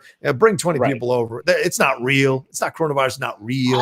That's I think the biggest thing that, like, again, I understand that all these people are human, and I also understand power corrupts. Sure. Absolute power corrupts, absolutely. So you're making all this money. You've been treated as like an above average, like, special person your whole life, because the minute someone realized you could run a football faster than anybody else, you're getting special treatment in class. You're getting special treatment by girls. You're getting special treatment by all sorts of people. So I get that there is that warped mindset, but I don't understand how you don't look in the history books and see the dudes that were just as talented as you lose it all because they're idiots, and not go, I don't want to be that person. I want to be the person that makes my full 300 mil playing this sport instead of just a mil.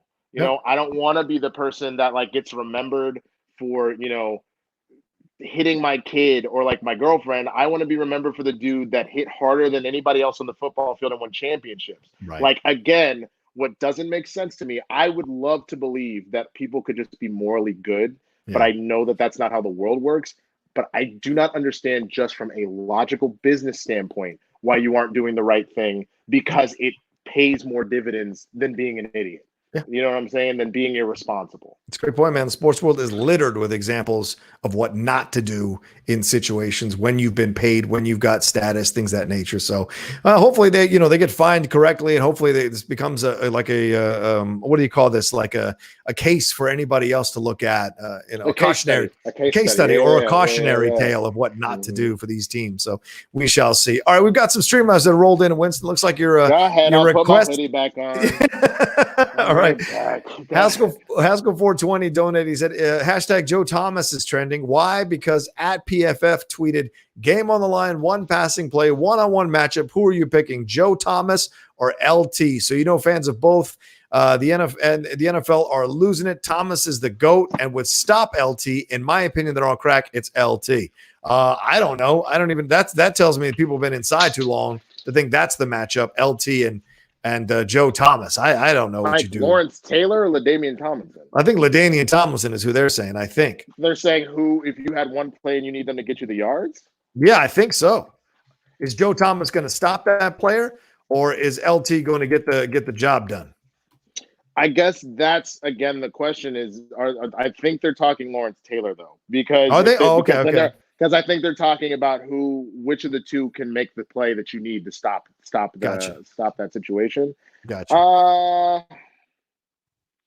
I don't want to take a bias and say LT, especially because I understand that, Joe Thomas was considered like one of the GOATs, if not the GOAT. So I'll go with Thomas, but I would make the argument that I don't know enough about the stuff in the past like that. Right. I feel like I was a casual fan throughout, which was sad, during the Cowboys championship days.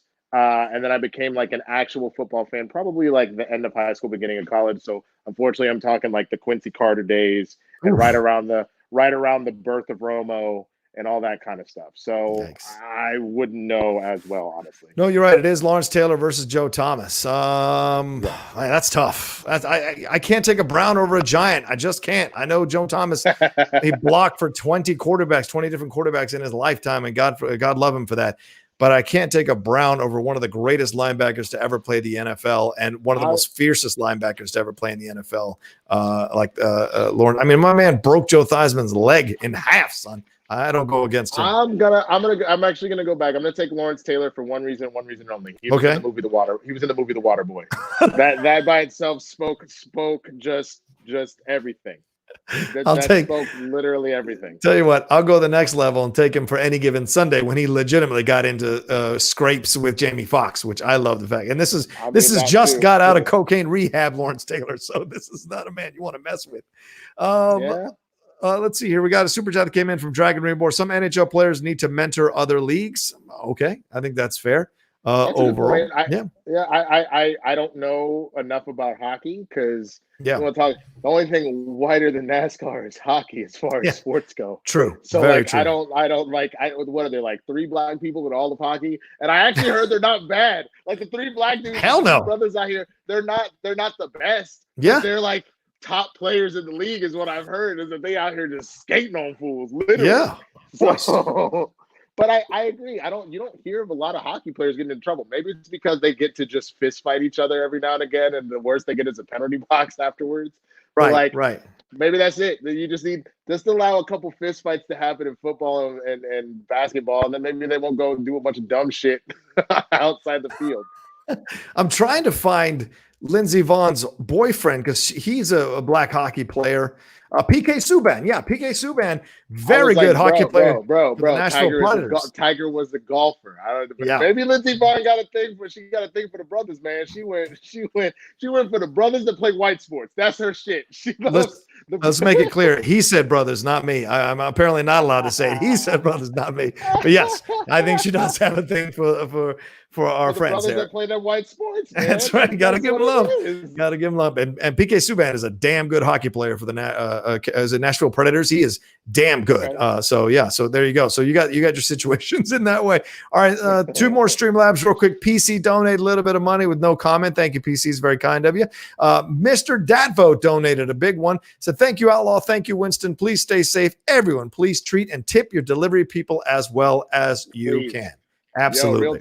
Real talk. I've got to know all the fans for Outlaw Nation, for SEN, for Schmodown. You guys don't seem like that type of people. But the one thing, I hope you're chastising anybody that does this. There's been a big article that came out that people have been tip baiting, where they're literally put out orders for things and say shit like, "Oh, I missed it. What did he say?" You can say brothers. You can say brothers. That's fine. You can say brothers, bro. It just depends on the context. But just don't.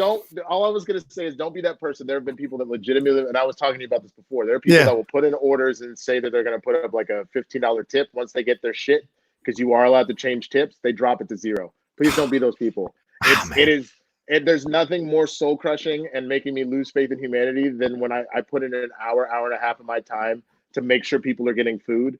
And then all of a sudden I go from like, cool, I'm going to be taken care of, and this was worth my time. Right. So what do you mean I went from like a $40 job to a $15 job? Because most of the money was in the tip and not please don't be those people. Please. That's the thing at the end of the day. That's the big one overall, is that you got to be aware of that situation. And I think they should change that rule immediately. As soon as you put down the tip, that's the tip. You can't take it back. I agree. Because you can't take it back in a restaurant.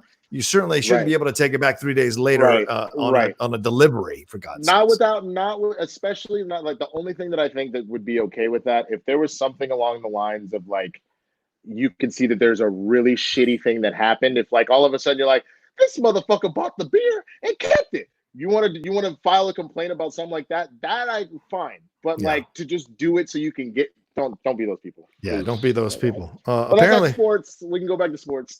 Sure, we will. After Chase schools me here, he says you can say brothers, but don't say brothers. All right, fine, fair enough. That's fair. If you out here, if Rocha, you were like, "What's up, my brother?" Like that would be fine, because you're just talking to me like a regular person. You'd be like, "My brother," I'd be like, okay, "When would you ever see me?" No, like get the fuck out of here. I will say brothers, though. I will say, but look. Let's get something real straight, dog. I am first generation American. My parents full-blooded Latinos, so I get a taste of the struggle. I know what the struggle is, not the full struggle of the African American or Black experience, certainly, but I do get a taste of the struggle being Latino or brown colored in this country. And me saying brothers is a way to connect, but I get some people might not like it. No, it's fine. It's just if you come with if I come with you on extra like, oh, ese mi hermano. Right. Like you'd be like, bro, seriously? Yeah. Like, calm it down. Like that's all. If I was just like, oh, mi hermano, what's good? Like, if I just did it like very often, like whatever, I'm not making it a big deal out of it, you chill. To say that you'd be like, yo, my brother, what's good? I'm good. Just don't try and come at me all extra like, hey, what's good, my brother? Yeah, I wouldn't do that. Like, I wouldn't even. Well, I don't even know how to start saying that. Joshua Jarbar sent in the super chat. Who's the funniest athlete on social media? Definitely James Milner or Andy Robertson for me. Those are two soccer people or football people for you European listeners or watchers in this situation. Oh, by the way, that's another thing you all should know. And before we answer this question, I suppose I should leave it up there. The Outlaw Nation is now in podcast form, the Outlaw Nation Podcast Network. So for those of you who are maybe catching up late to the show, you can go back and listen to it on your podcast. I put up every one of these episodes now starting today. Both Mornings with the Outlaw and Game Time is going to be up on there. I put up a lot of the old episodes already over the weekend. That was laborious as and I put them all up, and I'm almost done. I'm going to be doing less. So if you want to go find the Outlaw Nation Podcast Network, wherever you download podcasts, go and be a subscriber to that. You'll get all these shows that you can listen to in your ears, as well as just watching it, whatever you prefer. I wanted to make it as accessible as possible. So just letting you all know. So So speaking of, who do you follow anybody that's funny on social media, Winston?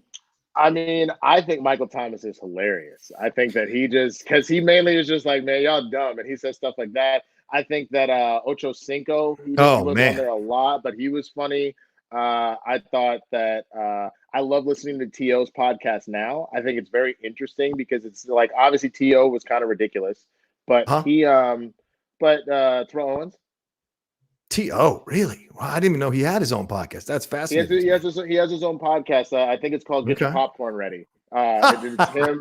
It's him with another receiver that was in the league. I can't remember his name, but they're really funny. I like thought before we realized that this motherfucker clearly a CTE that Antonio Brown was funny. Oh yeah. But now it's gotten actually very sad because it's like, nah, there's something wrong with him. It's like crazy funny. You're like, ha, ha, ha, ha, yeah. You're like crazy funny, trying to get out the door. yeah. I mean, yeah. I'm trying to think if there's somebody else off the top of my head that's really funny. No, duh. Spice Adams, bro. Oh, he is the funny. Well, I'm sure you know who I'm talking about. Mm-hmm. Spice used to play for the Bears. Yeah, and has had an entire secondary career as like an influencer, like Instagram comedian. Like that dude is hilarious. Wow. So that he is the funniest person on social media from sports for sure. Respect. Secular Monk sent in another super chat, said, if you could interview anybody in the sports world, who would it be? For me, it would have to be Shaq. Wow. Who would you interview in the sports world? That's not a bad pick. I would probably say, probably Steph Curry. Okay. I just think I like who he is as a human being. He's someone that changed the game, like stuff like that. He just seems like a very chill dude. I would love to maybe also interview LeBron James. I wouldn't hate that. And probably that's it as far as the two that pop out of my brain. What about you, Rocha? It's a tough question, man. I mean, because my immediate response is Michael Jordan. I mean, he's still essentially in the sports world as the owner of that NBA team. So to me, I would love to sit down with him, but I would love to have an honest discussion with him, right? Sit down with him and be like, tell me spill all the tea on all this stuff right now. Tell me the real truth about everything that went on behind the scenes. Was it true that Stern was going to, like Bill Simmons always speculates that Stern was going to suspend him for the gambling, so Jordan just left for a year and played baseball instead? What's the truth about what happened with that? Do you think Stern actually rigged the draft for the New York Knicks to get Patrick Ewing? Like, I just want to know his thoughts on everything and go toe-to-toe with him and step-by-step through all the process. Also, what he thinks about the Bulls now and things of that nature. I'd love to interview him for that. And I'm going to throw The Rock in the mix, an extended interview with The Rock for like an hour. The Rock. Yeah. Okay. Well done. I forget sometimes because I don't watch wrestling really much anymore. I have null and void everything I just said. The Rock is the answer.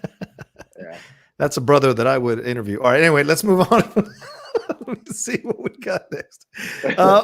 No more StreamYard, no more Streamlabs, and no more super chats. Yes, yet. So keep sending them in. And I put the link in there for those of you who want to come on camera and ask us questions. It's open until we wrap this thing up here at the top of the hour. So please feel free. Let's move on to a sad story here that Winston wanted to talk about, and rightfully so.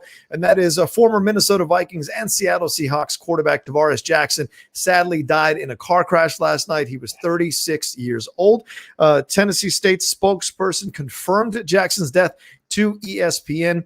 He was the Tigers quarterbacks coach in 2019 after spending a year as a quality control and quarterbacks coach at his alma mater at Alabama State.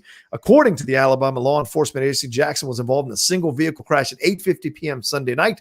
The 2012 Chevrolet Camaro he was driving left the roadway, struck a tree, and then overturned. Jackson was transported to a local hospital where he was later pronounced dead. The crash occurred 7 miles outside of his hometown of Montgomery, Alabama. He is survived by his wife, Lakita, and their 3 children, Tavares, Tequila, and Tyson. He played for 10 years in the NFL. He was drafted by Minnesota.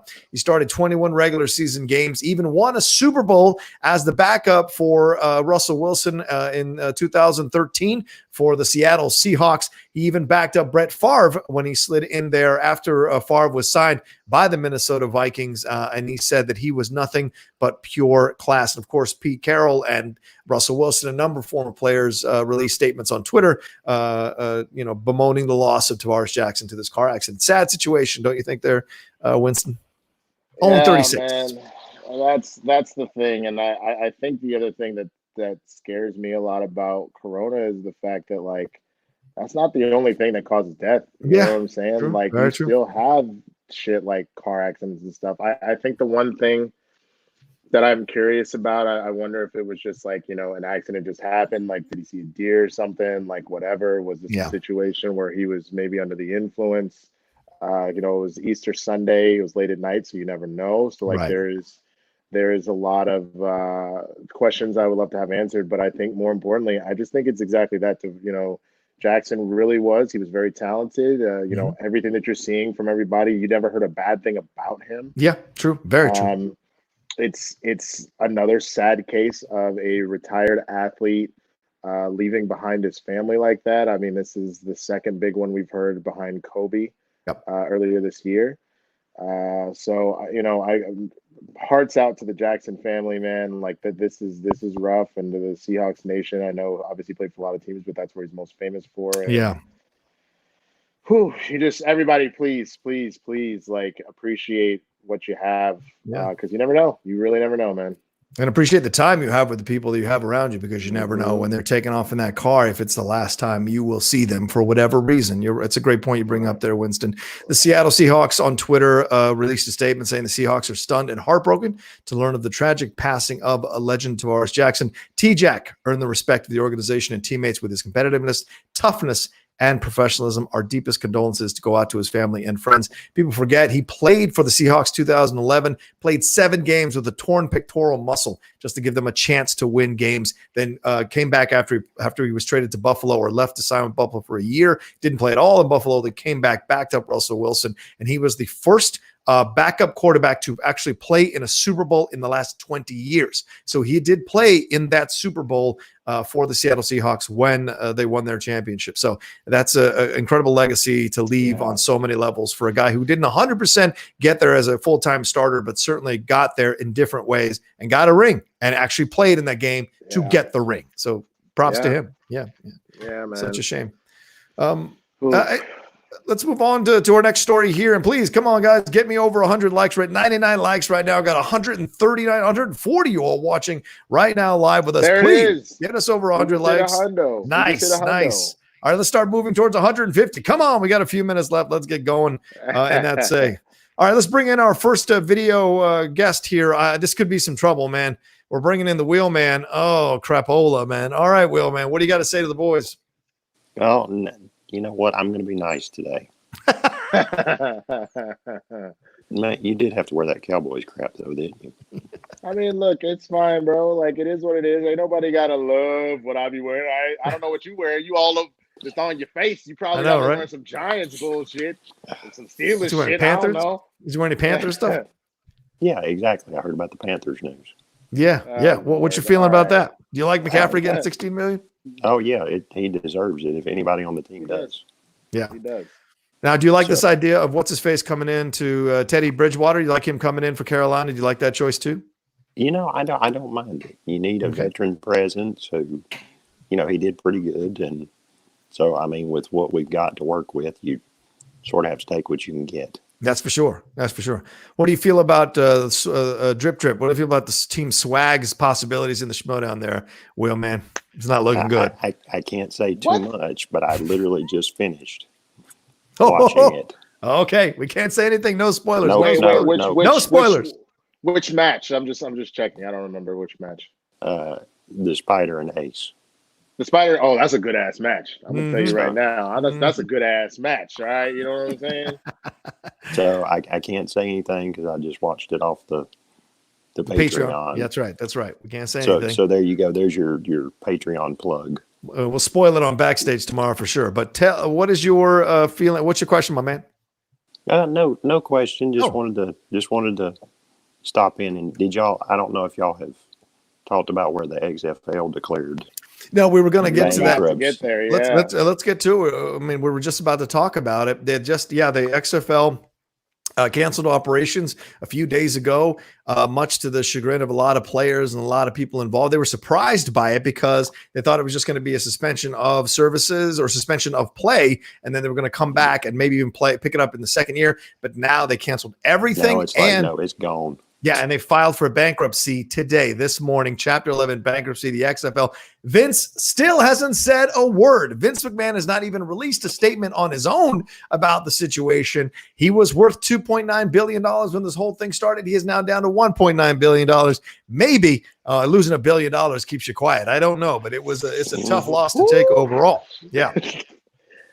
I mean, Yeah. I find it interesting in the sense that, like, I don't know if anybody really had that much faith in the XFL going into it. It didn't really catch that much steam before this whole suspension thing happened. Mm-hmm. Like, you were going to need some, like, big stuff to happen. And I think the thing that's really sad is to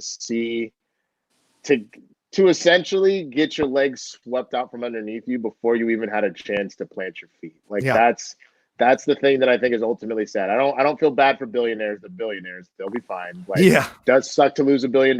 Sorry for that, Vince. But, like, I feel bad for, like, these guys that maybe this was their chance. You know what I'm saying? And that's gone. I feel bad for the people that were employed by the league and, you know, that was their salary. So just like anybody else that lost a job in this, that makes me sad. But those are the people I feel bad for. I don't feel bad for Vince McMahon. I feel bad for everybody else that lost this opportunity. Well, and there was a few people that had gotten signed. Right. Off of that.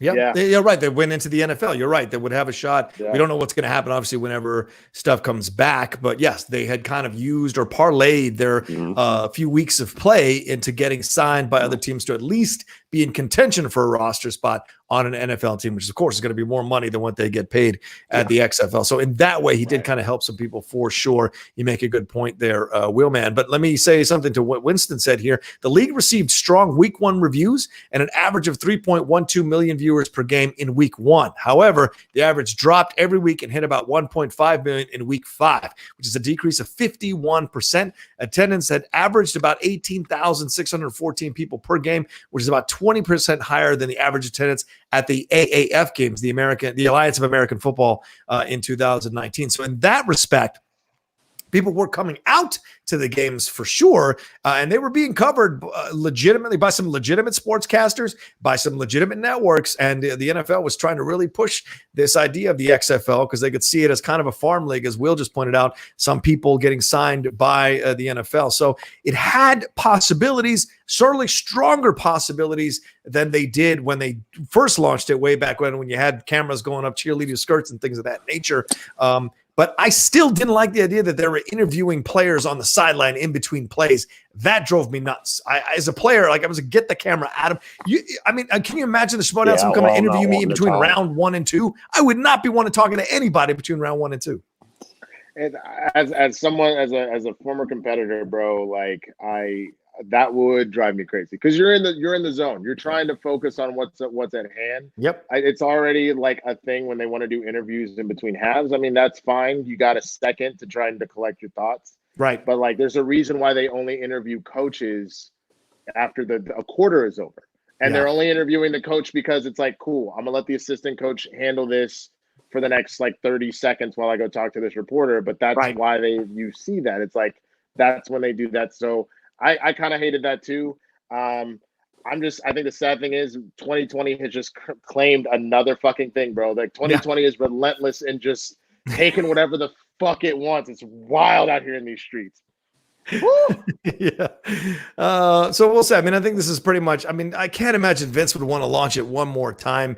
And I think they did the right thing overall financially, because if he hadn't lost that $1 billion, maybe he could have kept these workers on for a little while longer. But you got to look at the fact that WWE dropped 42% in revenue after Vince ousted 2 of his vice presidents who were in charge because the quarter came in with lower than expected revenues. So that was a massive overhaul and put a lot of investors rather lost confidence in that stock and in Vince in that situation. So he's got to recoup what he can recoup, and they put in the bankruptcy in that situation. So I think in the long run it was the smart move overall, even though pretty much signals that we'll never see the XFL again. In my opinion, there might be another version of another football league, but it won't be the XFL. What do you think, Will? The only thing I will push back on is you were talking about the viewership. Yeah. I know it's not quite the same, but anytime you look at a television show, the viewership for the premiere is always right higher than subsequent weeks. Yeah, same thing with Because YouTube. You First have everything. episode, yeah. You have everybody tuning in for the premiere and the finale, and then you have the fans, like the more normal, regular fans level off and tune in every week. Yeah. Because there are shows I'm catching as soon as they premiere. Yeah. Every week. And some of them, I'll let them sit there and then binge a couple of them later on. Yeah. Well, the problem was, and you make a good point, Will, except that the attendance figures, I mean, the viewership kept dropping week to week. It's different if it drops and then it kind of levels out. You know what I'm saying? But if it drops, exactly, it never leveled out to the point where it felt like, okay, that's what we can consistently expect, as opposed to the audience figures in attendance that leveled out. And so that you could have a consistency of that to depend on. But, TV is where it's at, man, at this point still.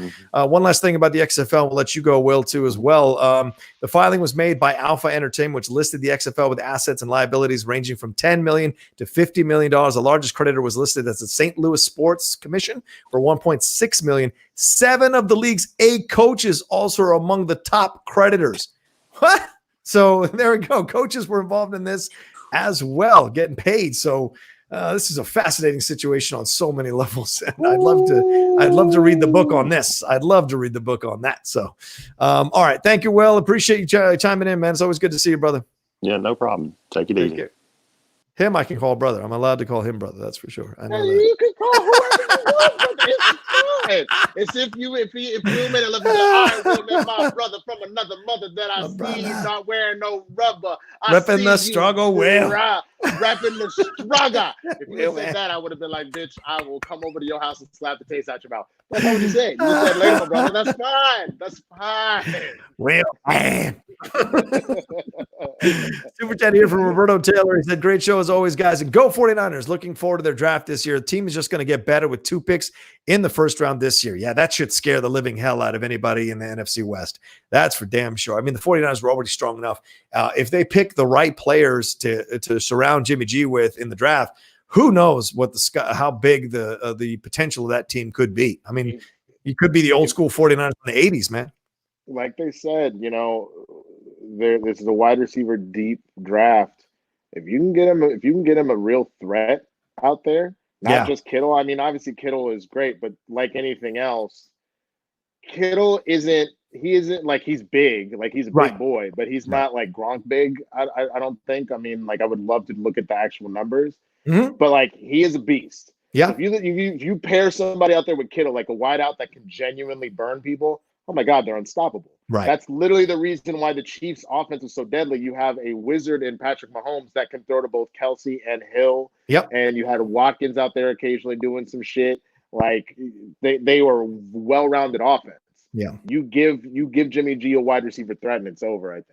Yeah, I agree with you. We got over 135 of you all listening to us or watching us right now. Thank you so much for doing so. Please hit that like button. We're at 109 likes. I'd like to get up to 130, 140 likes before we wrap this thing up here in the next few minutes. And before we go, we should jump into our last story and then bring in our person here who is going to talk to us about it in just a second. Let me preface it, or let me present the story first, and that is Ronda Rousey. Once again, I put this story in for Jay to talk about. I'm sure Winston's got some point of views on this as well. But Ronda Rousey was being interviewed she appeared on the Wild Ride with Steve-O. You know Steve-O from Jackass fame. He has a show that he does on YouTube. And during the interview, she talked about her decision to walk away from the WWE. This is a series of quotes from her, and then we'll talk about it. She said, "What am I doing it for if I'm not being able to spend my time and energy on my family, but instead spending my time and my energy on a bunch of effing ungrateful fans that don't even appreciate me? Well, I wasn't even home when I was home," Rousey said of a schedule that required her to be on the road 200 days a year. "I was basically just trying to recover enough to be able to get to the next stint of being gone. People think you're only wrestling as much as they see you on TV, but they don't realize that there's 3 or 4 other days of live shows during the week. If I looked at all the live shows, I was only home a day and a half a week. It was just not worth it for my family." Now, talking about the job itself, she said, "I love performing. I love the girls, the other female wrestlers. I love being out there. But at the end of the day, I was just like, F these fans, dude. My family loves me and they appreciate me. And I want all my energy to go into them." into them. So that was my decision at the end of the day. It's like, hey, girls, love what you're doing. I'm going to try and take all my momentum and push you guys as far as I can. Fly, little birds, fly. I'm going effing home. And that was basically it. Asked if she was going to come back in a part-time. She said, no, I'll never be full-time again. Over 200 days a year on the road like that. Never again. I needed to do it in order to learn and get immersed into it and really understand what's going on, but it's just not the lifestyle for me. Winston, I know being friends with Jay, I'm sure he talks about the lifestyle of being a professional wrestler. It's not easy. And someone like Ronda coming in probably was hoping to get a little more of a cake schedule, so to speak, for lack of a better term, and realized that even the people who are part-timers are putting in a lot of time to be professional wrestlers. It's not a gift. It's a job, And so what did you think about her comments? This is the thing I think that breaks my heart is that I don't blame her mentality. Because it is a grind. It really is. It's very similar, which is why I worry about Jay all the time. He has both as a comedian and a professional wrestler and a host, because hosting a lot of time ends up being an independent contractor type situation. That is a fucking hustle. Yep. You are constantly having to find the next gig, push yourself to no limit. What I hate about this is that I have been the biggest Ronda Rousey fan for a while. Okay. The more she keeps speaking out like this, as far as I take that back. She hasn't said other shit that was disheartening. This is the first time that she said something that has kind of broken my heart in the sense that I do not believe on shitting on the people that put you up. You know what I'm saying? And I think that she had a second life she's done okay acting wise. She's an okay actress, honestly. I didn't say so. Okay. I said okay. I didn't say she was good. I said she's okay. Meaning that given the right circumstance, so she was fine in Expendables 3, and she was fine. In 911, she was. Oh God, yeah. So whatever, but I think these are the people that have buttered your bread. I get maybe they didn't do exactly what you wanted to do, but you kind of washed out of MMA. You're still a badass. I'm not going to take that away from you, but her last few fights, she got destroyed so bad. That's why she decided to just go a completely different direction. I think what sucks is that she straight up said it's fake fighting, blah, blah, blah. You already are dealing with the situation where people who love wrestling, yes, that we understand that the outcomes of the matches are decided, but that's a real fucking effort. That's real work on your muscles. That's real work for safety. That is real pain you're going through. She wants to get at Vince and talk about, I don't think he's doing the right thing by not giving us the proper healthcare and shit that people have been talking about. That's one thing. That's not what she said. She said, I love my teammates. Fuck the fans. That's the last thing you say. Yeah. Unless these fans are coming at your throat. That is the last fucking thing you say is you do not attack the people that make you a star. That is the wrong move. And I hated that. I agree. Fucking hated it. Let's bring in Ryan Cross from the Ryan Cross Project. He's been wanting to talk about this story. Is this real or is this a work, Ryan? What's your thoughts? Honestly, the chat is split. Half people think it's a work, half people think it's real because they don't like her. What's the truth? I mean, this is not the first time she said to some extent F the fans. I believe it was before Mania, if I'm not mistaken. She said something along those lines. Last year, yes. Yeah, before she had her heel turn, which the crowd just soured on her because she was pushed way too fucking hard, way too fucking fast. Yeah. But beyond that, I'm just gonna what? We're just listening to you, man. Go ahead. I don't know. No, I saw Rogan's smile. I was like, well, I didn't say nothing. Anyway. No, people love it. People misinterpret my smiles lately all the time. Go ahead. Yeah, I'm just listening. But yeah, it's it so wouldn't surprise me if she was legitimately done. And I'm like, why do you think Brock has the contract that he has being a former UFC fighter? He's showing up when he fucking wants to. Then again, Vince wants him as an attraction.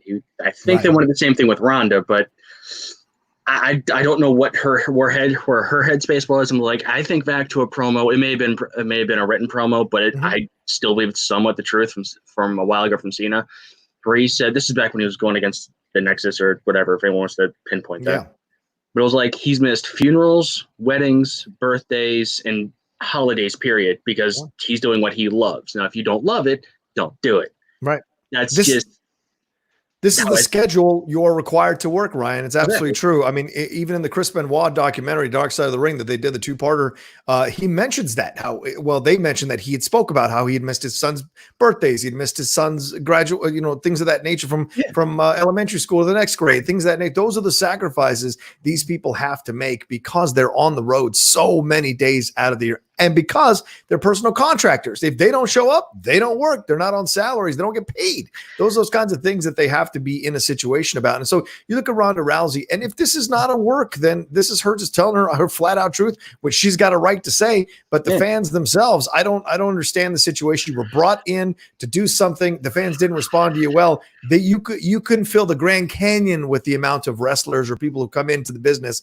who the fans didn't respond to positively. Right. And maybe this is a way of not looking at yourself. You're saying, oh, it's the fans. It's not me. It's the fans. Well, you've pissed off UFC fans with the way you left. You pissed off WWE fans with the way you did. So it's like, at some point, I know a lot of people say she's a nice person and she really helps people when she does stuff, but there's a sensitive gene in her that gets triggered by fans and the way they treat her that comes out in these comments. Yeah. And I real quick, I just want to interject in the sense that the one thing that I will be honest about is, like, again, we got 3 dudes talking about this. Yeah, true. I will not doubt in my mind that as a woman that there is a certain level of threshold that she has to get above. Great that point, Winston. Women do throughout not just sports, but throughout the business world period. They have to work twice as hard. Like, I get that. But I think at the end of the day, and this is the thing, unless she's decided I'm just out and fuck this, by even saying I'm only going to go part-time, if you want to talk about the working conditions, say that shit all you want. I don't like that I have to work this much. I don't like that. The minute you say fuck the fans, again, when you take into consideration that the fans are the only reason that wrestling exists, you're not going to get paid money to wrestle for nobody. The minute you put the fans' names in your mouth, now you're asking for, if a group of fans are out here saying sexist ass shit directly to you, and that's what you want to call out, by all means, go at it. But if you're like, the fucking fans don't give a shit about us, bro, what are you doing? Right. Like, excuse me, sis, what are you doing? like come the fuck on. What's your last word on this, Ryan? We got to wrap up here in the next 5. What's your last word on this? My last word on this is just, it's like the fact that she said she wanted to use whatever it was to elevate the girls. I'm like, they were already elevated before you got there. Great point. Yes. I'm like, you added nothing but maybe a single name that other people might have gotten a 1% of a 10% of the 1% that watch UFC and WWE. Right. That's it. Yeah. I'm like, no. I mean, unless you're Brock going from WWE to football to all these other things and gaining some momentum back and forth again. And to Winston's point, it's an unfair comparison to compare Brock to Ronda, but I hate to say it's almost the same kind of thing that we have. The only thing we have to compare the two, if that makes any sense, because I don't want to be chewed up because I know I probably will in the comments, which is fine. But it's like, if you come in there and expecting to be a babyface, you can't control how people are going to see you. And once the creatives hears how people see you, it's going to change your direction, whether you want to be a face, heel, or in between. You're not going to be Becky Lynch because Becky Lynch put in her time elsewhere. Right. You're not going to be Charlotte, who was born into the business and even had to earn her stripes. There's a whole pyramid of things you got to go through. And she's fairly here. Yeah. And one last thing I'll say is that you strip this thing down.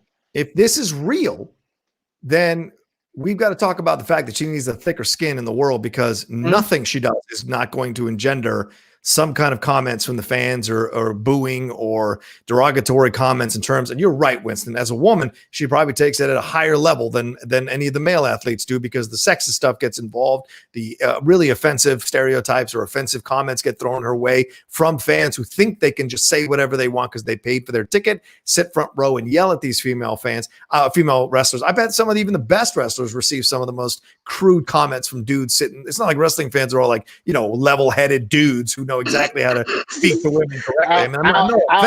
Alcohol. People can't see past the kayfabe. That there's a lot of stuff that people are going to make this way worse than it needs to be, because, like you said, it's the same shit that happens to us as Schmodown competitors. Right. People will say whatever the fuck they want to you because they're like, I'm out here watching this thing. Yeah. Like, and they conflate the personality with the person. So Right. they'll just be like, it's a part of the thing. I'm just saying whatever the fuck I want. That's not how it works. Like, Yeah. I'm not denying that for her at all, but I just think that you have to be very careful about towing that line, because I think the other thing too, if she wants to shit talk the fans, if you notice when The Rock was a heel, for example, he did that shit in the ring. Yep. He's talking shit to all the jabronis in the ring. She did this in an interview, which then makes this so much worse. Yeah. Exactly. I mean, if they're bringing her back as a work, I don't think this is the way you do it. As a heel, I don't think this is the way you do it. This is a bad way to do it overall, So we'll see. All right, Ryan, thanks for chiming in, man. Really appreciate you coming on the show.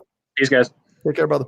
All right, Winston, we got to wrap up game time. We didn't get to the Tiger story, but that's how it goes on this show. We never know. I put in a bunch of stories and we get to as many as we can and go from there. Please plug everything you want to do. Thanks again for coming on the show, Winston. It's always fun to talk with you about sports, brother. Man. Always an unfiltered, honest, and raw interpretation of stuff that's going on. And I personally appreciate that because that's what I want the Outlaw Nation to be overall. So all the programs should be that way as well. Please plug anything you want and tell people where they can find everything you're doing.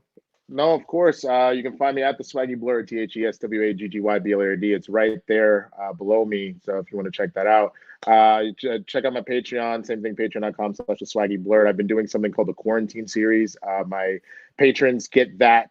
My patrons get that before the public does. I get it for a full week. I am interviewing people throughout every industry that are at the top of their game. I start off with Emmy Ikwalker. He's a good friend of mine from Dodgeball. Big time actor. He was on Inhumans. He's on My Block.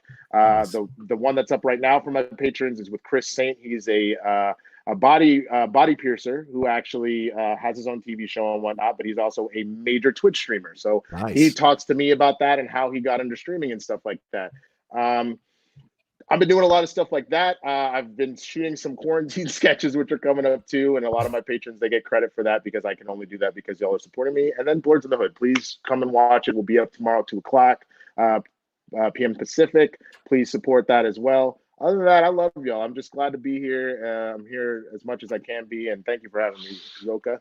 Love you, my dude. You're the man, brother. Much love right back to you. Thank you so much. And thanks to everybody who watched and or listened or sent comments in today. Really appreciate you all patronizing the show and liking the show. Please hit those like buttons right as we're wrapping up here. This is going to be a 1 minute, hopefully a 1 minute plug, and then we're jumping out. Thanks to everybody again. Please do me a favor, like and share this video on your social media. Share it because once you share the video, it lets people know that you approve of this video. So your fans and your followers go, oh, I want to see what this is all about. Maybe we pick up some new fans, new followers, new subscribers to the Outlaw Nation. All of that is great for the channel overall as it builds, as it grows, step by step, piece by piece. Thanks to your support and your help overall. Also, I want to say one last thing, though. Tomorrow, I have got Ben the Boss Bateman on the Outlaw Nation show tomorrow night, 8 p.m. PT. Come and join for that. We're going to have a lot of fun talking about Schmodown stuff and everything else, movies, westerns, how he's building action industries. We're going to cover it all with Ben Bateman tomorrow on the Outlaw Nation show. Please patronize that. That's coming at 8 p.m., not 6 p.m., 8 p.m. PT tomorrow. I know 6 p.m. is what we've done before, but 8 p.m. PT, that'll be the situation there. And one last thing, I'm announcing this on all my shows. Let me see if I can find it. Is it up? Oh, maybe it's not up. Nope, it's not up. Unfortunately, I lost it. Oh, well, that's a shame. But I had something that I uploaded, but I guess it's not uploaded anymore. Oh, well. Well, I'll play it some other time. Oh, that's right, because I played it on Streamlabs. That's my fault. Anyway, I've got a new Star Wars show. I had a video set up to go for it, but unfortunately, I didn't put it in the Stream Yards. I put it in the other place. So you'll see that soon. I'll be announcing it tomorrow. All right, that's it. Follow me at The Rocha Says on Twitter and on Instagram. Give us both some love for the show and subscribe to the Outlaw Nation channel right there down below. And we'll talk to you next time on a brand new episode of Game Time. Take care until then.